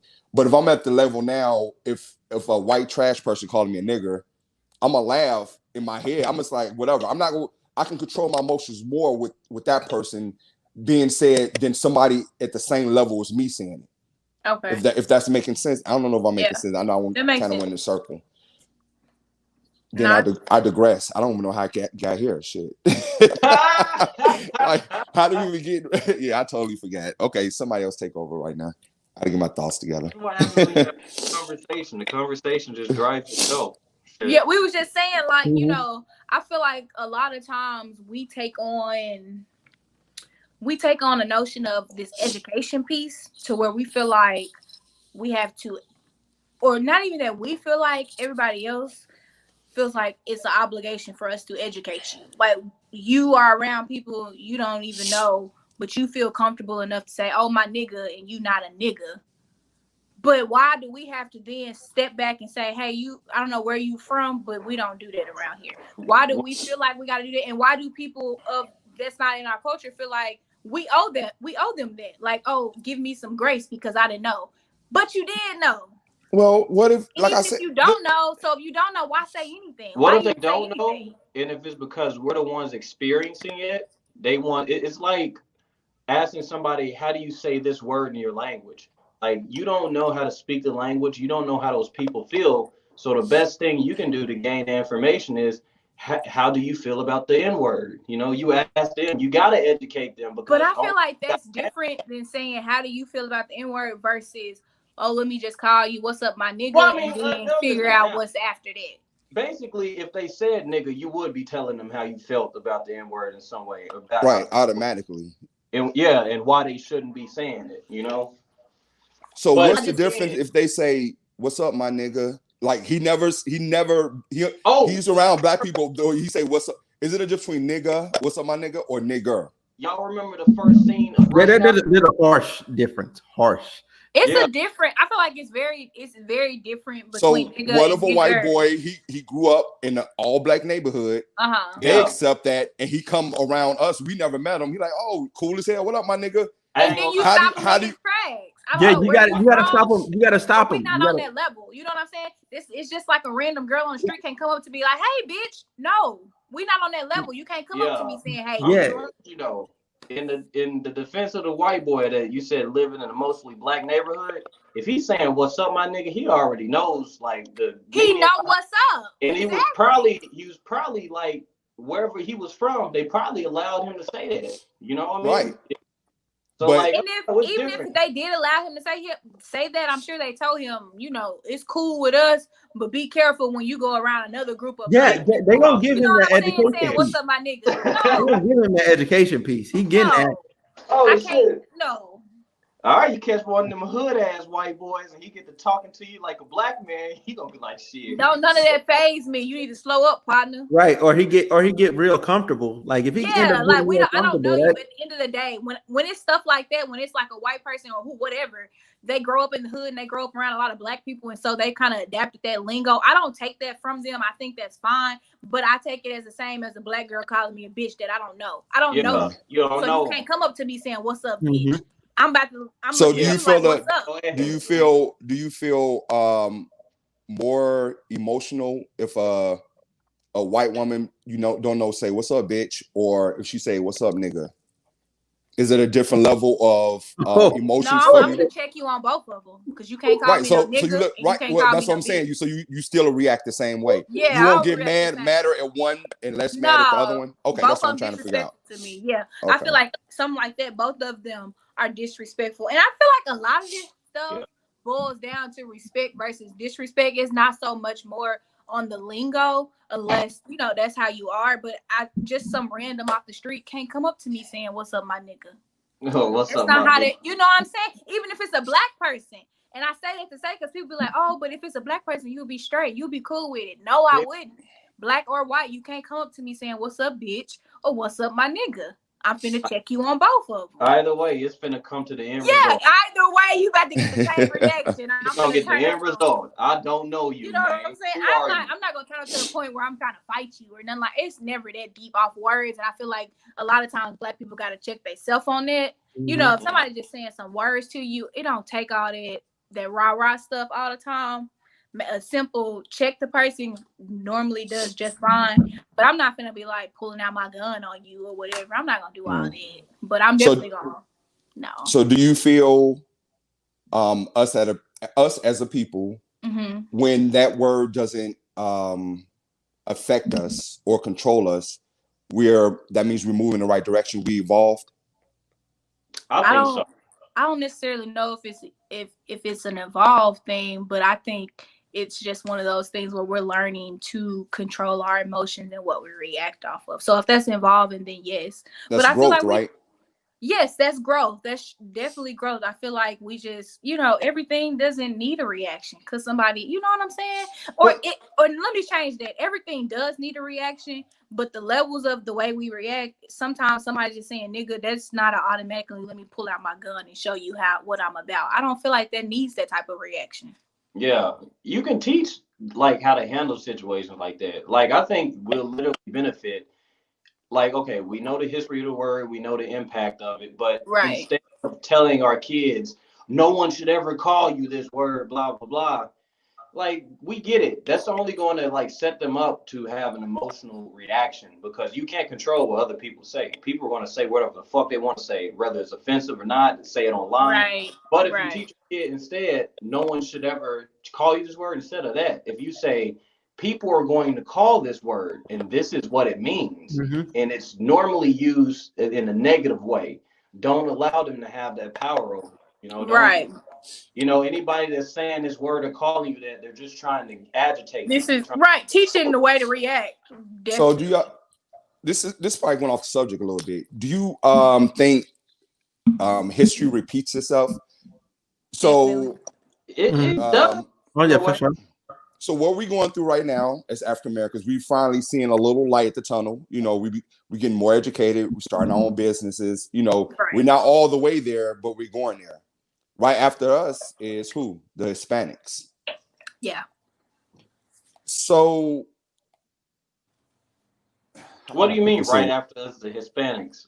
They got to go. They're gonna go through. They're going through. I mean, look what's going on now. The kids being locked in cages, missing kids. They've been put in concentration camps. Right. I mean, think about it. We don't really know about that. Already been through. Right. We don't really know about that because that's not our culture. Right. You see what I'm saying? But I have friends. I'm an onion. I have friends in all different cultures. I don't have a lot of white friends, of course, but different. different different cultures. No, I totally feel a lot of white friends, of course. But I mean, I'm just saying.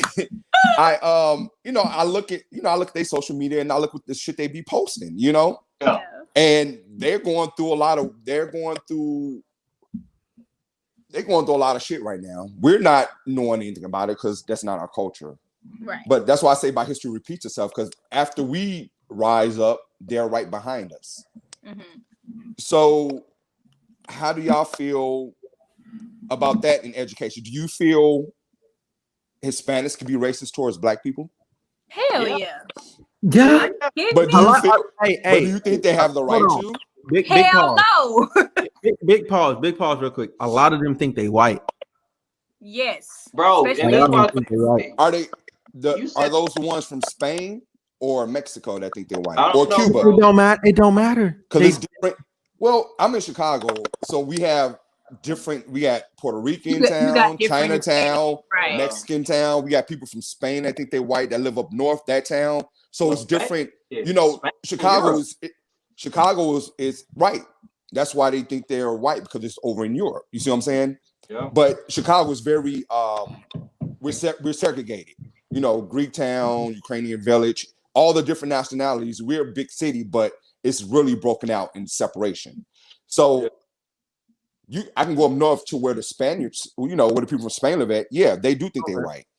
They can be racist, but the Mexicans over on the east side, they're not. The Puerto Ricans, they're not. They don't think, they're not racist towards Black people, but they feel our culture, they're racist towards white people. I don't know y'all experience, because I don't know where y'all living at, but that's what I'm saying. So to answer the question, y'all all say yes. Mexicans or Hispanics can be racist towards Black people. Distinguishable race or ethnicity, culture, group, or whatever can be racist against one that they're not part of. I say everybody can be So racist. why y'all say Black people can't be racist? That in the beginning, y'all said somebody said that wasn't a we, like the we excluded him. Oh, okay. I'm sorry, Kev. I think everybody can be racist, bro. Right, well, no, I was like, we can't be racist. Fuck that. We can't do it. But that's only under the definition that you were talking about, like having the power of systemic oppression. Correct. Yeah. And I feel like outside of that, it's a different term for it. I feel like people try to say a term and then it's like a blanket statement. No, that don't apply to us. Now we can do some other stuff. That's how I feel. No, we're not racist, but we can definitely be some other stuff. You know what I'm saying? We can definitely be prejudiced. We can be biased. We can be stereotypical. Yeah. We can definitely do that. We're stereotypical with police officers. We think all the motherfuckers. Everybody is biased. You see what I'm saying? But that's not always the case. But because we have those biases, we already got our guard up every time we come in encounter with one of them. Right, but I think a lot of our biases that we have in life as Black people are justified. They're survival mechanisms. Like they're literally survival mechanisms. We've learned that cops slow, because I feel like white people can then be like, oh, it's justified why we think the way we think. So I feel like, that's what I'm saying. The pendulum swings both ways, man. You got to look at it that way too. So hold on. So hold on. So you're telling me there's historical evidence, like there's empirical facts that Black people are going out of their way to go fuck with white people. I don't even think that's what I'm saying. Like, some people, No. I'm talking about like you go back through history, go back through crime, go long term to where we develop the culture that we have now, to where your mom is giving you that speech. Hey, now when you go out, you need to make sure you don't have your hands in your pockets while you're in the store. You know what I'm saying? You don't want to look like a criminal. You know what I'm saying? She's telling you how to interact with the police. Here's She's another giving thing. you this whole spiel. Why is mom doing that? Why is dad doing that? Because of the history. Because they got the spiel. Okay, now where'd they get the spiel from? And you keep going fucking further and further back. It started from what they was doing already. Yeah. So that's the condition. So in other words, you're trying to say one side's justified and the other shouldn't really be justified because there's no historical evidence of them being mistreated in a way that should justify it. We don't even have to do historical. We can just do with the evidence from the last year. I don't even think you need historical evidence, bro. All you need is thought patterns. You need people to think a certain type of way, and that's all it takes.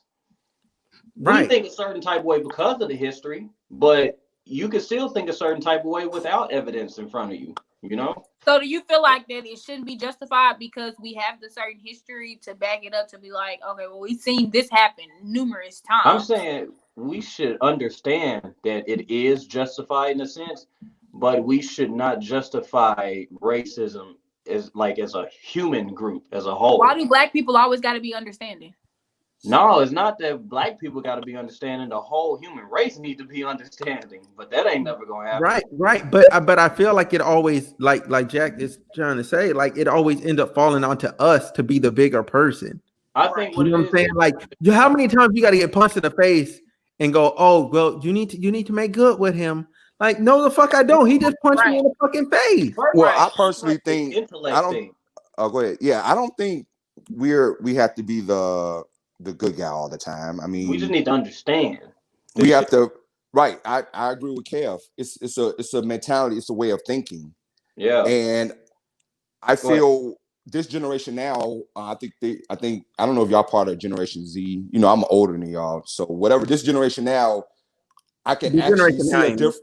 I can actually see a difference from when I was that age and what's going on now. So we have a lot of people that's our color that's actually thinking differently. If they're actually seeing it, they're thinking differently. So I don't agree. No, we should always be the good guy, the punch it bag.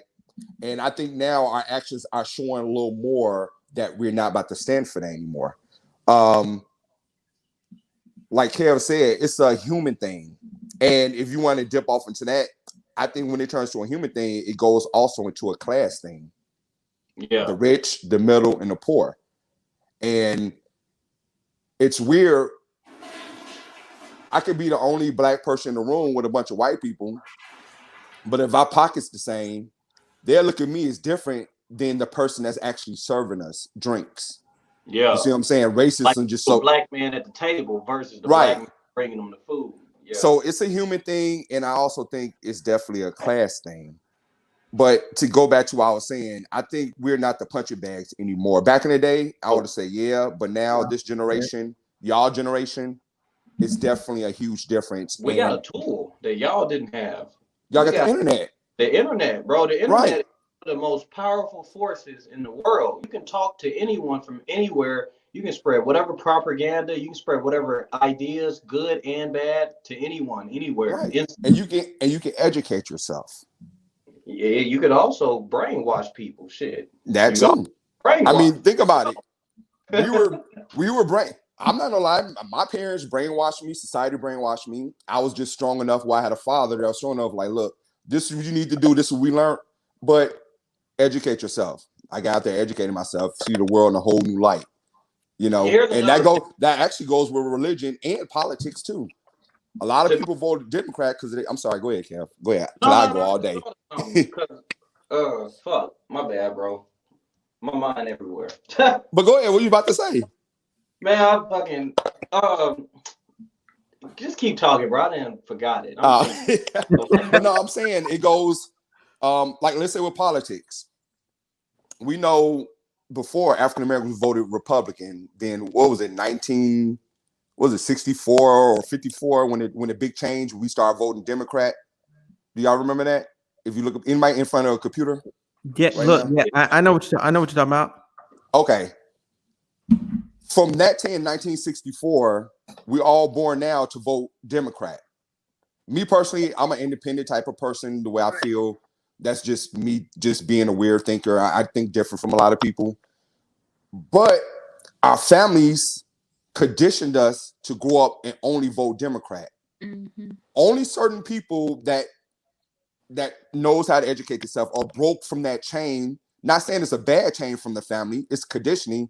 Knows how to go out there and do their own research and know who's really good for the people and who's not. I mean, this year is the best of the worst, of the worst evils. They both. I mean, Biden cool, but think about look at his past. He ain't did no shit good for black people. You know what I'm saying? Right. Trump, he's an asshole. Trump. Yeah, I know a lot of people think Trump racist. I think Trump is a classist. He don't care what race you is, as long as he can make money. That's my personal speaking. You know what I'm saying? That's just how I feel. He's more of a classist person. Then again, I digress again. What did we get on this again? How do we start this conversation? So Smooth. Let me just hit this one point before I forget it, because go ahead. You're referring to how the black mother has to have the conversation with her child. Watch the police, don't do this, keep your hands out your pocket in the store, don't have your hoodie up, all that, bro. Yeah. Okay. And then Jack, you also asked, like, why do we need a bigger person? You know what I mean, all the time. So 2 things. I don't think we need to have one voice as a black community. We need to stop that. You know what I mean? So in other words, it's not that we always have to be the bigger person, because some people won't, but like, what's the point of focusing on all of that information? Like, okay, it is technically a survivor skill, but at the end of the day, what are you teaching your children when you tell them don't do this, don't do that, watch for the police and all this and that? In a way, it's kind of making them feel like a suspect before they ever did anything, because now your children are going out into the world believing there's somebody out to get me. And it's teaching fear. It's teaching fear, but it's a justifiable fear. So you should teach them that, because it might save their life. But then, on the other hand, how much of this information is actually going to be detrimental and hold them back? Because now they might get in that loop that, oh, this is not for me. I shouldn't try to do this because this wasn't made for me. Oh, I shouldn't go to that store because the police are always over there, and the police are always over there because they're protecting the white folks. I don't know if we should have our kids keep thinking shit like that. So I don't know if it's necessarily teaching fear, but I do think we should teach our children, as much as we know it anyways, all sides of it. So by teaching them all the possibilities, informing them, making sure they're informed about all the outcomes that could happen, I think you're teaching well-rounded children, because what it will be kind of crazy is if we don't teach them anything and they go out into the world blind, when we could have possibly prevented some things by simply having a conversation. So it's not so much of, oh, be scared of the police, X, Y, and Z, but maybe so, if you're in a situation and the police arrive, X, Y, and Z, you need to be aware, you need to do X, you do it that way. Not so much of fear the police to where you don't want any interactions with them, because as we already stated, all police officers are not bad. They sometimes do have our best interests at heart, but by giving them all sides of the story and not giving them a skewed version, that equips our children to go out into the world and kind of be well-rounded individuals and not instill this fearness in them. Yeah, I guess it depends on how you as a parent deliver the story, because the way that I was taught about police, I was like, nah, I don't need to go around them at all. Exactly. But like, that has also led me, like, I don't know, it's a slippery slope. But see, knowing that, you wouldn't teach your children that. Huh? But see, you knowing that and the way you were taught, you wouldn't then go teach your children that. You would give them something different, I would hope. Yeah, I would teach them in a different way. Yeah, right. Yeah, and then you got to look at our parents' circumstances. Like, well, you can't necessarily, they were different, and then their parents' circumstances were severely different, because once you go to grandma, like, civil rights wasn't even a thing. Once you get to grandma, like, civil rights wasn't even a thing. Yeah. So grandma taught you what you had to know to survive. Yeah. So that's what mama did. So that's what mama taught. Mom taught you that. Dad taught you that. Black people, man. We learn survive. That's the first thing we learn before anything else, and that's most. What it should always be. If you once you leave your house, you're in survivor mode, no matter what level that is on. You can be a rich Black man, and you're still in survivor mode when you leave your home. Because we've seen it. Black people who are richer be like, oh, this happened to me, and I thought because I had money, I was exempt. No, because they still look at you as a Black man. Mm-hmm. Yeah. Do you think white people think like that, or any other race, that once they leave the home, they're in survivor mode? I think other races think that for sure. Everybody's entitled to their own right and how they live, where they're at. It's all circumstantial. So I don't want to say that we're the only people who leave their house thinking. Well, just in your opinion, though, like, do you think? Well, no. I think other people leave the house thinking, I think it's circumstantial. The white person who's not, high class, maybe middle class, low class, I'm sure they leave their house thinking, okay, let me just make sure I get back home today. Because even though they may not be gunned down by a police officer or run into a Black person or whatever, it's other shit that can happen to them. So I'm not oblivious to life happening to other people. Mm-hmm. Right. I'm just trying to figure out, like, when you take these super successful people, what was their mentality when they left home? Did they think they were in survival mode? Or did they have a different idea or something of what to do in this big, vast world?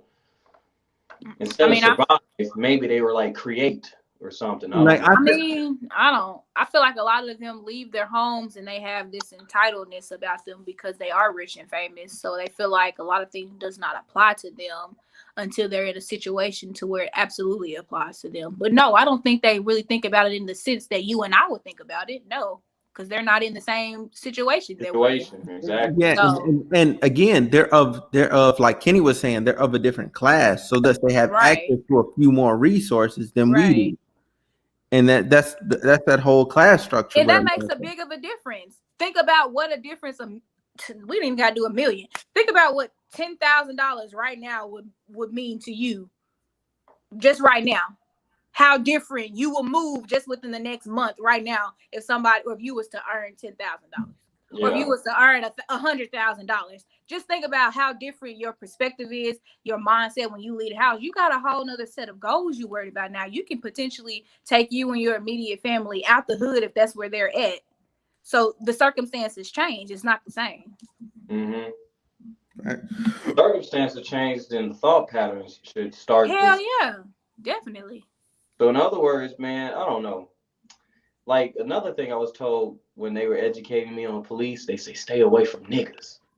And you be like, why? As a Black kid, like, why are you saying that? Because niggas will get you in trouble with the police. So stay away from the police and stay away from niggas. I'll be like, man, this shit here. But you see, I think that's just a skewed statement to make. Instead of saying stay away from niggas, how about we, make that more specific and say, stay away from people who are doing X, Y, and Z because trouble follows these people, or they end up getting in trouble, or they have run-ins with the police because they're on the corner selling drugs, or they're robbing people. You know what I'm saying? Mm-hmm. Make it a little bit more specific instead of generalizing. Stay away from niggas because we can be considered niggas, and I don't be doing stuff like that. Yeah. They taught me that too, but shit, they'll say niggas because that's what they were surrounded by, like hood niggas. Yeah. Like niggas ain't had no sense, like not Black people. Niggas. Right. So okay. So look, we're going in circles a little bit. For Black people, we can talk about racism for like 5 hours. I know. That's why I'm finna set like. So I want to kind of like step past this because we've been here for a minute now. Okay. So I guess the bigger thing now is the classism aspect. Like, what's the, like, moving forward? Like, what do we do to attain more? Because though, you know what I'm saying? Like, a lot of people's, like I was saying earlier, Kenny, you weren't here for it. What I was saying earlier was that people's racism is based out of fear and wanting to feel like they're in a different class than they actually are. You know what I'm saying? You know what I'm saying? It makes them feel better. But in all actuality, they are still on the same playing field as us.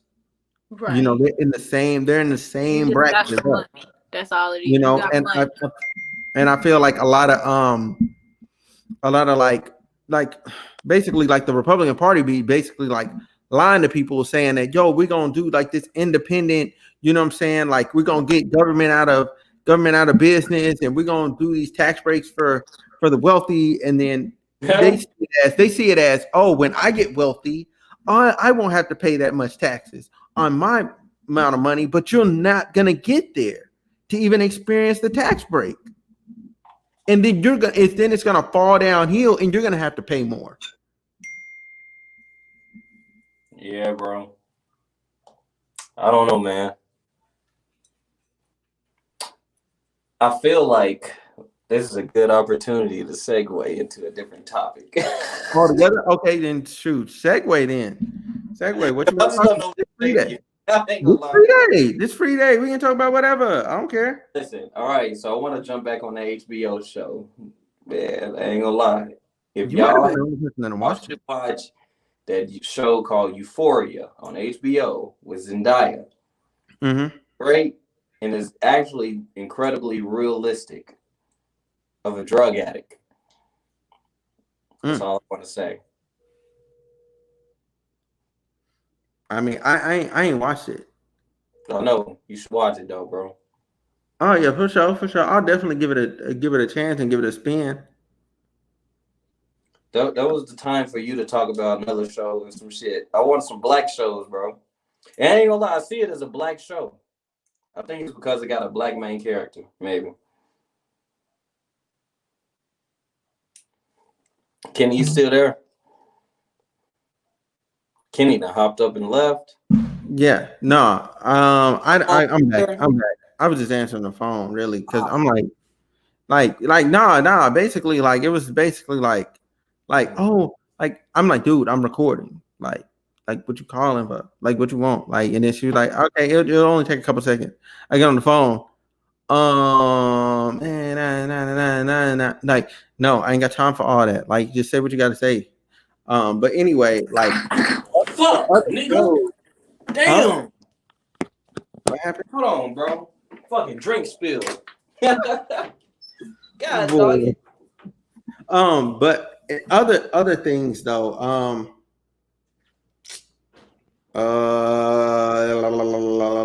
Okay, so what? So does everyone game in here? Not everybody in here. Not everybody in here is a gamer though. Like, damn, that's what I was gonna say.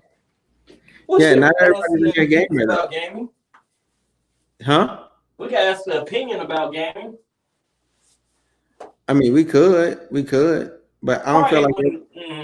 Look, I've just come to the epiphany that I think video games might be the greatest accumulation of art in human history, and this is why I say that. Okay. Think of another artwork form where you have to combine all schools of art, everything from imagery and actual drawing and all that, to acting, voice acting, writing a story, and then the musical composition. You literally, it's one of the greatest creations. Like, I know people give it some shit, but like, there's no other thing I can think of that includes all of the fucking categories of art.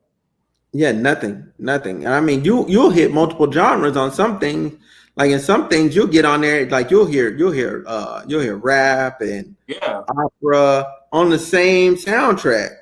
You know what I'm saying? Including some rock. Like, it's kind of crazy. Yeah, I don't know, Jack. Yo, we made a point. You there? Let me ask you. Yeah. You game? No. Yes. No, I don't game, but I did try to secure a game. I went through that process. But I don't game. You trying to get a PlayStation 5? Xbox. I hear you. Yo, all right. Even though you don't game, I just came to the epiphany. I was telling Smooth here that I think gaming or creating a video game might be one of the greatest accumulation of human art. Because, like, everything from drawing the characters and the artwork and the imagery to the music composition to the acting and the voice acting that people have to deliver. Like people have to perform. They have to get you immersed in the story. They have to have you believe that the shits that are happening are real. Right. So if your actors ain't on point, you can have a it's good not gonna be story. believable. Right. Yeah, you can have a great story, but they're not gonna make you feel like, you know. Mm-hmm. But I was just thinking of that. I don't think of any other human artwork form that combines all those elements. Music. That's art. a good point. I never even thought about it like that. I think it's a good point. And then I think it is. And I really think it's a good place to, you know, just release and just relax. Mm-hmm. You know, I used to be like the girlfriend who would get on my boyfriend's ass, like, you need to get off the game. You're just doing too much. But then I had to realize that's how he kind of eases his mind, and, you know, it keeps him in the house. You said what? It keeps him in the house. She Facts. From, I don't. Yeah, it do keep him in the house. I don't really care about that because whatever. But do something else. But then I had to realize, you know, that's his way of relaxing and chilling and kind of. That's his escape. Escaping, exactly. He is experiencing art on the highest level possible. Bro. Yeah, so, I guess you're right. In a way, I'm just saying, like even everything you gotta get creative with technology you're using. I love technology. Is that the topic? Technology? I love technology. We were talking about video games. I said I don't know any other great accumulation of all the human arts other than the video game. Like everything from voice acting, musical composition, the graphics and the artwork, drawing, the voice acting. People literally have to act as if they're performing in a show or something. Mm-hmm. You know, and even on the technology side, bro, doing the programming and coding. There's no cookie cutter way to do it. They got to get creative. If they want this to happen in the game, they got to find a way with their knowledge to program it to make that specific event happen. No, I agree. I'm a big gamer myself. Well, not huge. I'm just a KOD fanatic. I don't think people look at it like that, man. They never thought of it like it is. Wait, what's KOD? Call of Duty. Call of Duty. Man, everything. Oh, I thought you said KOD. COD, sorry. Yeah. I like role-playing games and shit, man. Yo, listen. What the hell? Yeah. What do you mean, role-play? Explain a role-play game. Right. That's crazy. It ain't role-play like sex, bro, and nothing like that. Role-playing games is we like didn't think about sex, but you know, like the sword games and shit. Final Fantasy. Oh, okay. Like Mortal Kombat. Oh, okay. Like Assassin's Creed, stuff like that. Assassin's Creed technically is kind of an RPG light to me, but they define it as action adventure. You know, it's not a traditional role-playing game, but technically, it kind of is. Yeah. Like to kind of like break down the structure. Almost every video game is a role-playing game. Almost every video game is a role-playing game. Like if you have a character that you are acting as, that makes it a role-playing game. However, what separates these pure RPGs is like you'll be like just deeply involved with that character. Like you're going through everything. You know what I'm saying? Like I'll give one thing. I'll give is like Grand Theft Auto. That the story. Like if you just play the story, like that is a true RPG. You're just Grand Theft Auto is a role-playing game for sure. You're playing 3 specific characters. You're playing Franklin, Michael, and Travis or whatever. You are filling the role of those 3 characters in the story. So technically that makes it a role-playing game. But most role-playing games you see are going to be things where you got like levels, like you can level up and shit like that. But it's all going to be the same, as in you're playing a specific character, filling a specific role. Very little role-playing games let you create your own character.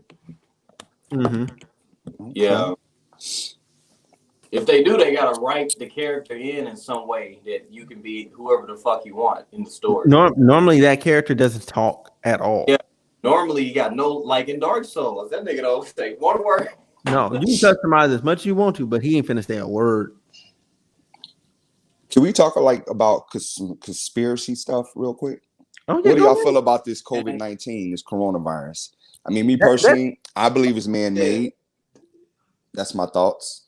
It is. I will agree. It did not come from bats. There's no effing way. Because what you're gonna have to say, this is what you're gonna have to say factually happened. You're going to have to say this community of people that was eating bats, because that's their thing. They've been eating bats for over 5,000 years. And finally they ate the sick bat that gave them coronavirus. Yeah, I don't know. And I think that's the manipulation. Like 0.5. The manipulation of the media. What people are catching is a strain of the coronavirus, but they're actually catching the main strain, COVID-19. I think that's how they kind of mind fuck the population. We always say coronavirus, but if you look at a lot of coronaviruses. Right, it is. It's a lot. And if you actually do the research and look, COVID-19 is a man-made strain. It was for chemical warfare that just basically got a hand.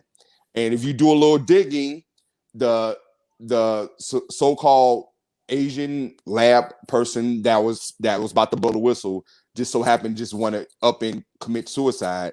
The lab he was working on just so happened somebody just want to commit arson and burn everything down, and all the paperwork just so happened to disappear. But some stuff did get out that the U.S. was funding this type of work. Russia was funding this type of work.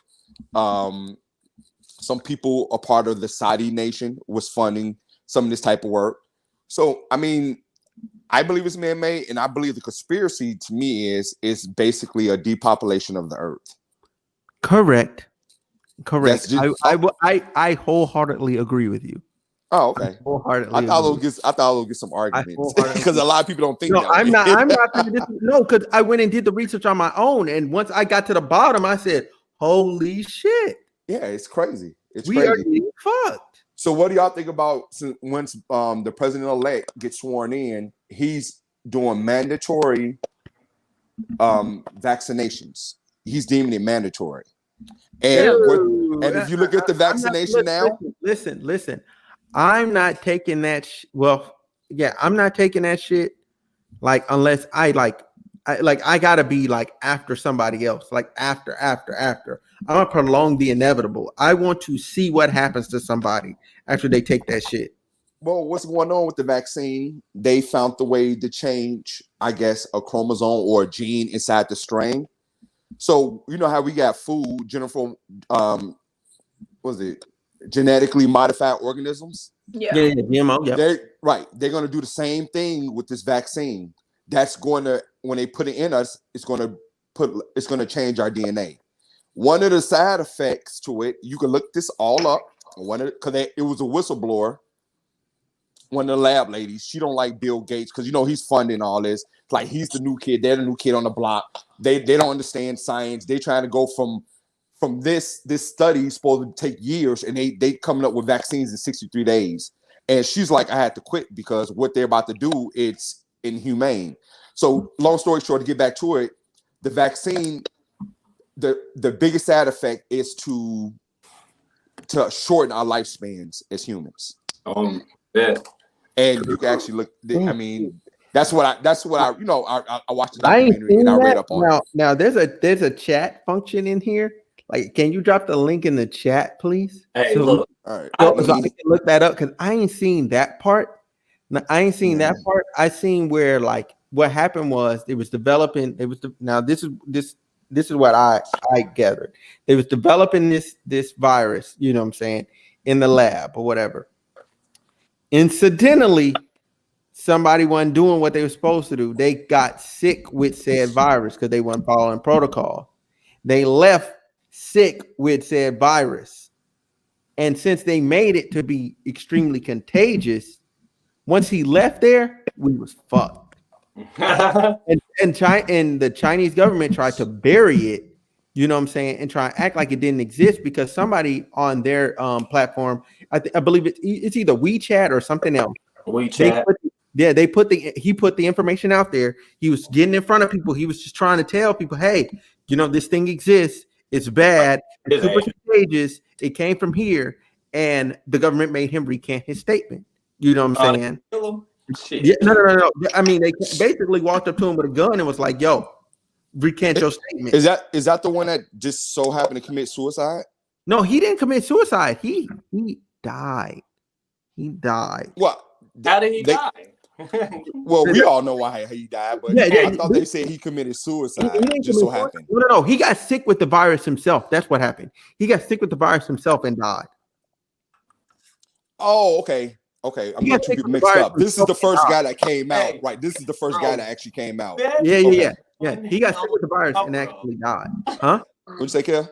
I said that's one hell of a cover up. Like if somebody whistleblowers on you, be like, "Fuck it, you gonna be the first casualty then." Like if you telling everybody the secrets and he dies, you can just say he died because of COVID. Nobody's gonna suspect it. Right. People gonna be like, "Oh, okay, it's probably true." Mm-hmm.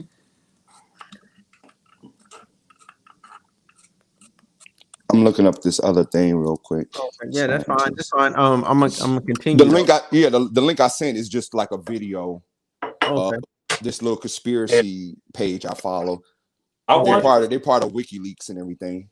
Oh yeah, you be in WikiLeaks? Man, dude, I'm a hacker, bro. That's my profession. So I be on the dark web like crazy. I went on WikiLeaks and downloaded everything I could, man. I hit that button and I start hitting download. I'm like, I'm getting all of this good stuff and I'm hoarding it. Like I got a bunch of stuff. And I'm just hoarding it. Some valuable, bro. I ain't gonna lie to you, because like, look, if they ever delete all that shit, and the only people who have that information are people who have it on their personal computers, it would be worth some money. Yeah. If you remember that whole mixtape era when Lil Wayne dropped like No Ceilings and all that shit, all those years, you can't find those mixtapes online anymore, bro. Because like all of them been taken down. So if you have them on your computer, some people actually pay you for them. Wow. I'm glad to know that. We should create a site then. For any data on a computer that you think has the chance of disappearing, find a way to download that shit and keep it.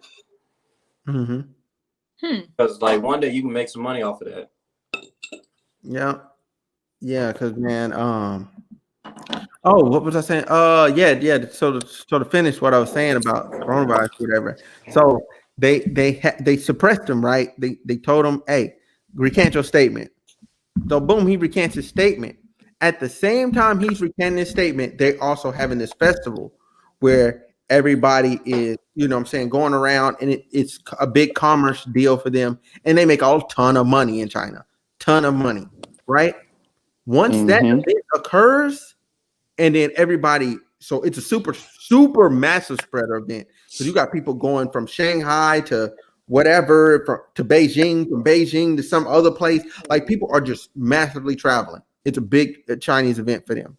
Happens like every year. So at that point, it's now all over China. Damn near everybody got it at this point. People business wise, they are still taking flights to America. They're still taking flights to America. But you know what I'm saying? You had administration officials that were not acknowledging how bad this virus was. AKA Trump. So once they did not admire, they did not recognize the virus as being deadly or whatever, it hit America. So thus you had, you know what I'm saying, you had it where, people were starting to get like this really bad flu thing or whatever around December, January timeframe. They started to get really, really sick. Like I got sick to a point where I never have been that sick before in my life, ever. And then later on, it came out and they were talking about coronavirus. I said, you know what? I said, that sounds awfully similar to all the symptoms I had in January. Yeah. Like too similar. Like I've never had something come out. They said, yo, if you get this disease, here are your symptoms. Like I never checked all the boxes before. Like I checked them all. So I'm like, okay, but they still weren't acknowledging it like what it should be, because everybody was trying to protect the bottom line, they money, you know what I'm saying, which lets us know the whole world is capitalist, basically. Like they're all trying to get money when we're electing officials to make decisions based off of us, but they're not looking out for us at all. I just find it strange the people that was funding the labs to work on COVID-19 are the same people working on a vaccination. Listen, bro. And we gotta trust them. Yeah. I don't think anyone should take this vaccine. Just like I work at a university hospital place, and the consensus is most doctors I've spoken to, they're kind of against it because they haven't seen any long-term trial reportings. They haven't seen any type of data or anything. And they've actually got cases where like people will get the COVID-19 test vaccine and then their fucking liver will fail or some shit. Yeah, you know what crazy. I mean? There hasn't been enough time for them to actually have the vaccine. Right. That's true. So like I wouldn't take whatever the fuck they're injecting people with. Hell no. Just go through the course. I mean, honestly, if what I had was COVID, like after 2 weeks, after feeling horrible, you'll be fine. Bro, I'm sorry. Unpopular opinion. People should not stop their way of life. Like, yeah, we should slow the curve so hospitals don't get overwhelmed. But I'm not finna gripe at nobody that went out to a fucking party, bro. Because like this shit has been in almost a year? Almost close. We're like a couple of months away from a year, are we not? A few months? No, you're right. Yeah, I mean, if you going back from when people was getting it in December and January, and then it's almost. Yeah, so like, why should anyone put their lives on pause? Like, because I don't believe social distancing and wearing a mask protects the community as much as people are trying to imply that. Especially if you're gonna allow people to sit down in a restaurant and take their mask off. Yeah, like then that part doesn't make sense. I feel like if you are infected, quarantine for 14 days. That's all it really requires. It really passes your system after literally 2 weeks. So I mean, I feel like if you just can't chill out for like 2 weeks, I'm kind of looking at you with the side eye. Honestly. I just think a lot of shit is counterintuitive. A lot of information doesn't make sense. Definitely. What's the point of walking in with your mask on, but you can take it off? Because like, here's the thing: if you remove it at any point in time in that establishment, you're technically contaminating it. You know? Yeah. Well, like, this is the confusion with me. Let's look at planes, for example.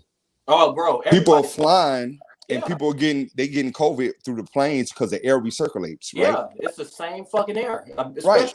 So for a virus to survive going through the air conditioner, all the pipes, all the freon and all that, it can survive going through all that being recirculated and you still catch it. What the fuck a mask is going to do? Yeah. Right. You know, I mean, because they tried to come out with some fucking statistic. And if you know anything about statistics, 90% of the motherfuckers are fucking bad. That's a dumb statistic. But they tried to come out and say, if everyone wore a mask for 2 weeks, we cut transmission by this, and by this time COVID would be out. And it's like, how the fuck can you actually say that? Because you're not even counting what type of mask someone would say. You're just saying if someone wear a mask. Those little blue paper masks with the strings, the shoestrings on them that everyone's getting, that's bullshit, bro. Right. There's opening on the side of all of those things. Right. Like, that ain't protecting. The mask that everyone really needs is that like that personal mask that has that filter on your, like, so there's a filter that can strap on your arm or whatever, right? And then it has like your whole air is in a circuit, like, so you blow out through the thing and your air comes in like through a filter. So your air going out is going through the filter on the right side. Your air coming in is coming through the filter on the left side. I haven't seen that. Oh, y'all haven't seen that? I know exactly what you're talking about. Hold on. I'm gonna drop the link. I'm gonna drop the link for the site. Hold on. Let me get that link. Hold on. No, I haven't seen. I just wear a regular ass mask. Yeah. Just so people don't look at me crazy, so I don't have to cuss nobody out. Yeah. For looking at me because I don't have a mask on. Something. Why you have mask on? Why are you in my face? You spicy. I am.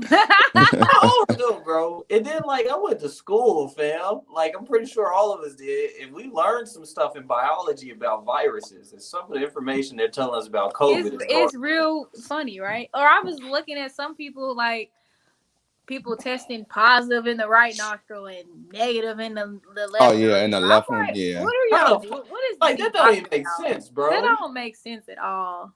That is not what is going on. I honestly think they really don't know what's going on. I mean, think about it. They're dealing with something we all know is man-made, and they didn't have a plan if the worst case would happen, which we're living the worst case, and now they're all scrambling, and that's why it's so much chaos. And guess what? China over there living They out there having pool parties and They're shit. just telling this But shit. they always were wearing masks and stuff. I That's feel what I like think they. How did Well, they it's even because of their overcome pollution. so bad? They Yeah. were masked. Their pollution and shit. Oh, A lot of It's horrible over there. Asian companies wear masks too, like Japan. Well, I wonder how did they overcome the curve so fast? Like you said, they over there just living like nothing is happening.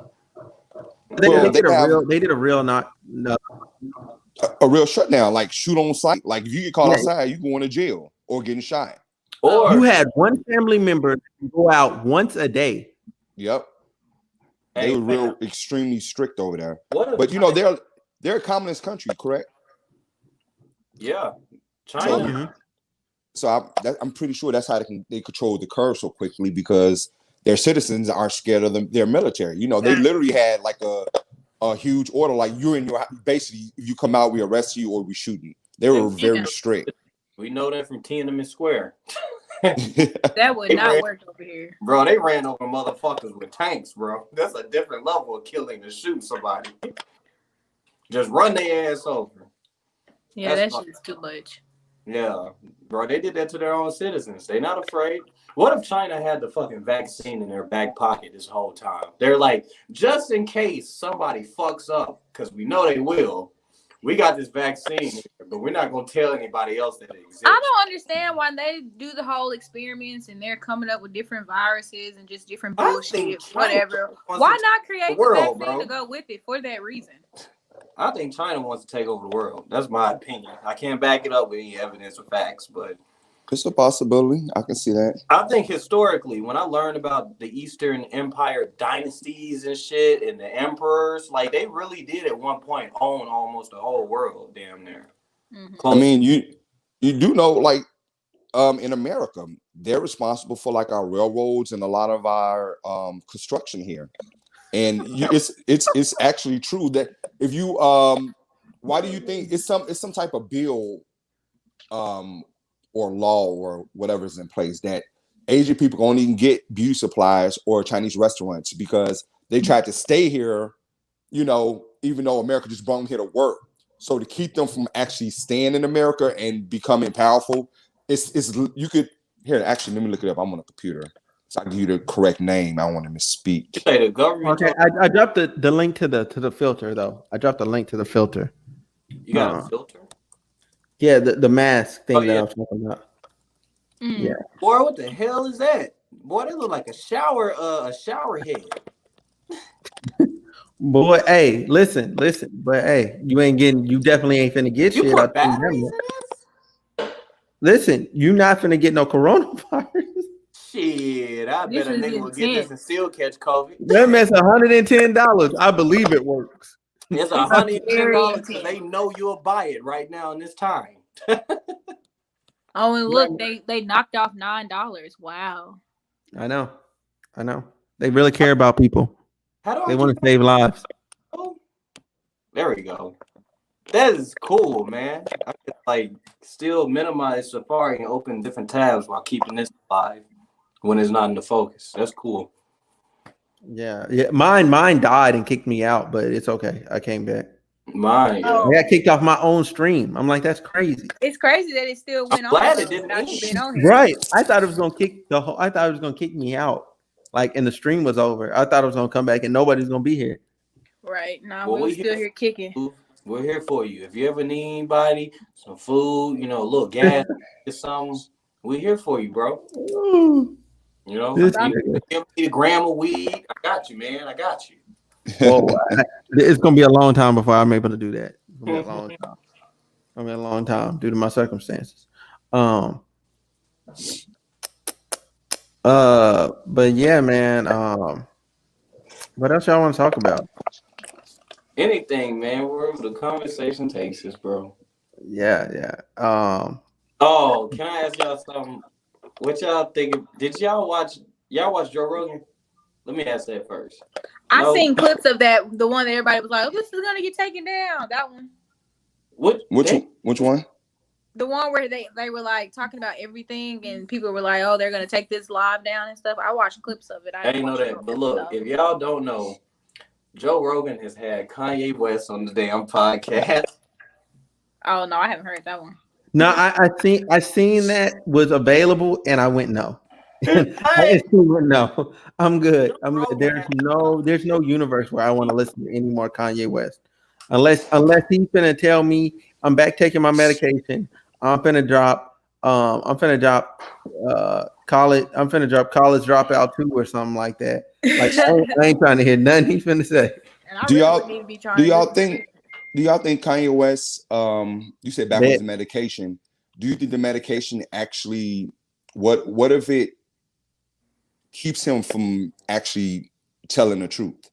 That's why everybody want him on his meds. Because when he having this brought out, some of the shit is crazy, but if you actually think about what he's saying, you can actually understand his train of thought. Yeah. The thing is, the majority of the world, the media, we can't really understand what he's saying. What certain people do, like if you're an independent thinker, because they don't want to hear that side of him. All they want to know is music and this and this and this. But if you actually sit down and listen to what he's saying, he's speaking some real shit. Okay, some of it is he makes sense. He's factual. Other stuff, I'm like, bro, you is stupid. Do you think you dumb? Could be our public bias towards him though, because we know he's Kanye, we know he has hot takes. Wait, repeat your question. I was just saying, like, do you think a lot of it could be public bias? Because like some of the shit he says really isn't that crazy, but then it's the fact that it's who said it. You know what I mean? Yeah, and the media, they blow it up. Then the whole world goes crazy. Yeah, because we know it's Kanye, and then he admitted he's bipolar, and admitted he's on medication. So if he says something that we don't agree with, we may mistakenly, because of our bias, instantly accuse him of just being crazy instead of actually giving him a fair chance to speak. I think that has a little bit to do with it for sure. It could be also like what we're taking at face value. Like when he said Harriet Tubman didn't really free the slaves, and then they took that shit and ran with it. But then when you see the video, it's like, okay, he wasn't necessarily saying it like that. Right. And the media, they blew it up. Yeah, what about when he said slavery was a choice? What are they going to say? Kanye West is preaching or telling some truth or dropping gems? Hell but that's right. But that's what I'm saying. It goes back to my question. Why they say, somebody in here said, I want to hear him when he get back on his drugs or something, on his medication. Maybe he don't need to be on his medication. They're suppressing his. I think the medication might be keeping him from talking. You know what I'm saying? That medication, I think, for all of that, really. I feel like I don't necessarily want him to get back on medication because I just know all that medication is having you stuck in your own thoughts or whatever. But now I'm a little conflicted. I do want him to have some type of control over it. Because I don't know. Can I be real? Like, would somebody fake a mental illness for a publicity stunt? Hell yeah, they will. What? People do all kinds of stupid shit for clout. Not saying but there was one question Joe Rogan asked on the podcast. I was kind of like, how do you not know that, Kanye? Because he just straight up asked him, what medication they put on you? Because Kanye was talking about how the medication did this. It made him like this. They tried to keep him from expressing himself. So Joe was like, well, what was the medication? And Kanye did that. I can't quite really remember the name, but it's a possibility. You're not gonna know the name of the shit that made you like that. I mean, it's a possibility. I think it's possible for him not to know the name. If you got the prescription bottle, it's written on the prescription. I'm saying it's a possibility that he can fake it for publicity to sell albums. Yeah. I'm saying that's a possible. I mean, hell yeah, I think that's a possibility. When he first said that he had bipolar, like, was it right before the Yeezys came out? Was it before an album? Like, you got to analyze, but that shit's so far back in the past. Ain't nobody gonna go and do that. I mean, a lot of his shenanigans is right before an album or something dropped. Like when him and Kim was arguing in the car, she supposedly was crying or something, and he went on a rant and had to apologize to Kim about some abortion shit. But he was having an album come out. Then all that just went away. He just knows how to market himself in a weird ass way, I guess. Well, he's playing off the media. And again, that's why I talk about independent thinking. A lot of people don't look at that side. A lot of people don't see that. They're like, oh, this motherfucker crazy. Oh, it's Kanye again. But he's feeding at his level now. He's looking at trying to make million.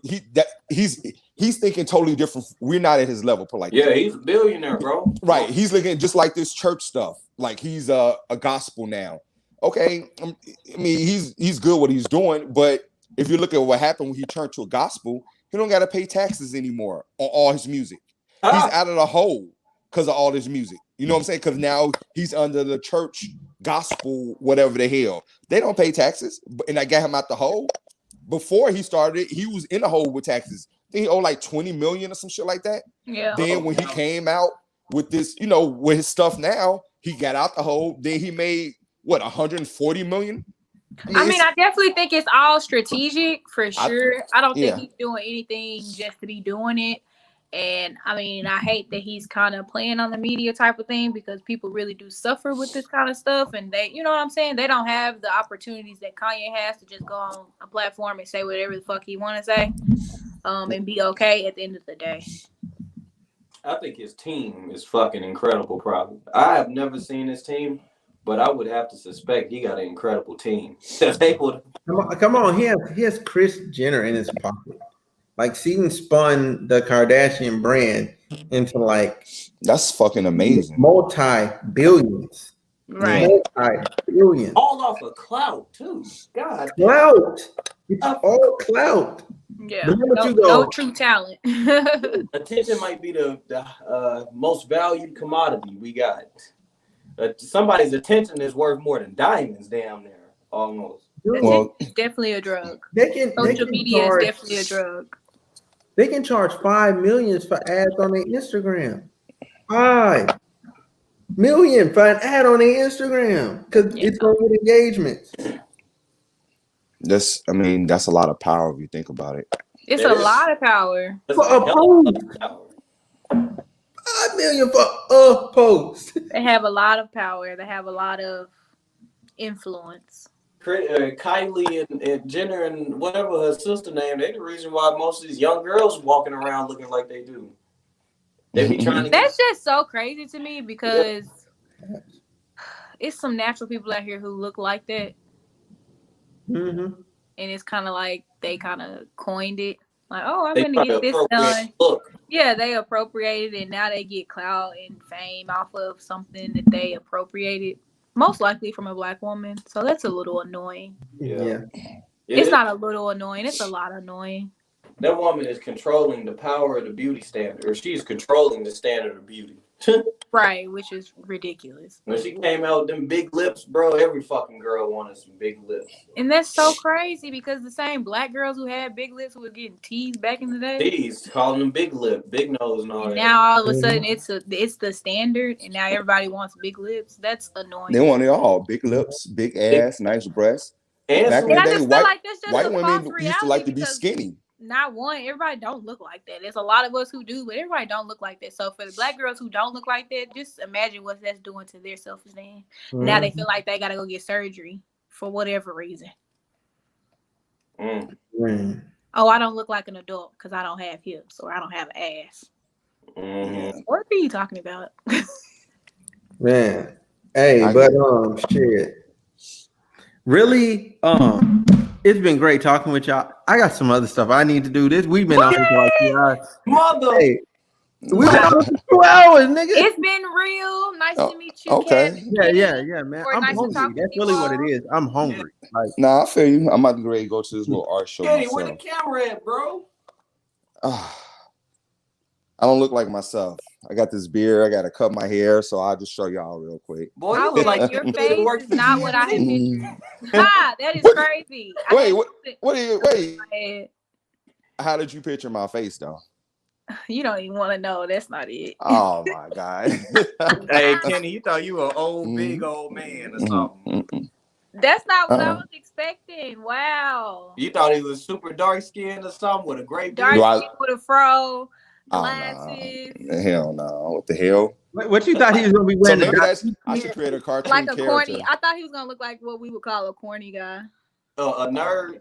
Yeah, because he was like, I'm into like the dark web and stuff. I was like, oh, this dude is corny. Oh no, I do all that. That's my job, cybersecurity. No, I get it, but I was just not picturing this. I was picturing something else. You should see me when I walk in an office full of white people. They feel I'm the same way. They probably like, what are you doing? I walk in just like this. But I got my earbuds, but I walk in just like this with a hoodie and just sit down And everybody like, who the fuck, because I don't really have to talk until it's my turn, but they be looking so confused. I already know. Bro, that's why I love IT, because like you could work in there and like if you're in there and you actually holding a position, then people are gonna think you're smart and you can just dress whatever way you want, man. I done walked into the building one time wearing just jeans and Jordans and a polo shirt, and people will be looking, but when you talk that talk and walk the walk, they leave you alone. Right. Yeah. Which they gonna leave him alone based off the hood alone, though. Yeah. They gonna leave me alone because I'm a mean mugger. They can just tell what you're talking about within the first couple of sentences. You know what I mean? Said what? Like tech people, real people who work in IT, when you talk to them, they can tell whether or not you're legit just by the first couple of sentences. Yeah, the first couple of sentences. Like if y'all talk about I feel like that's with anything. I can always tell some bullshit from the first couple sentences somebody say. Nah, I like that. My thing is to correct people. I love to do that. Yeah. Well, I'm talking about in the workforce. You know what I'm saying? Yeah. When I'm in a meeting, they say something. I'm like, don't you mean this? Like, that doesn't, like, where's the end point at? If you're talking about this, they hate that. Then I put my headphones back in, put the hood back on. That's what's up. That's what's up. Well, it's been real. All right, guys. I will do this again, definitely.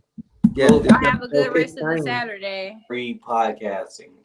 And if you ever blow up, you should make it where you take questions or some shit. I don't know. No. Like a Q&A or something. I get this too, because this platform is perfect. So a bunch of people can be in the chat room, can be in here. Like it can be a whole list of people, but only 10 people can be shown at a time, so they can just be chatting. Right. Oh, okay. Let's say you're right. I'm gonna start helping you promote it with my other chats too, okay? Because the chat I added you to, that's like our side chat, but we got 2 other huge chat. It's just too many people in there. You know what I'm saying? It's like 2,000 and 5,000 people. That's why we started a side chat, the one that I added you to. I can add y'all to it also if y'all interested, whatever. For sure. Add me. Hey, how do you in your podcast, by the way? Is it just on Facebook and stuff? No, so this is on Facebook, YouTube, and Twitter at the same time simultaneously. You ever tried to promote it on Reddit? Who? Reddit. Oh, I just thought about somebody mentioned like getting a subreddit. You might not even have to go that far. I think creating a subreddit would be when we're more pronounced or when you're more. But like for now, bro, you could definitely share some links or something in some of these subreddits. I know they got a subreddit for like Black Power or Black something, Black X or whatever, man. Yeah. So shit, go on there and build a following, bro. Oh yeah, for sure. I'll do that. What's this, episode 15? Yeah, this episode 15. I mean, you going a lot further than episode 0. We have been talking about it for so long. yeah. I've been talking about it for a minute, and then I finally just started doing it. Like I had to get my mind right, man. Like that's what it be. It's a commitment. It's a commitment. It definitely is. It's a commitment. Like you got to be relentless. Like I'm in the chat. Like Kenny can tell you all the time. I'm like, hey, I got another one. Like, all the time, and you got to be that way. That's what's up. Yeah. Gotta stay committed to the game, boy. That's what it is. Commitment.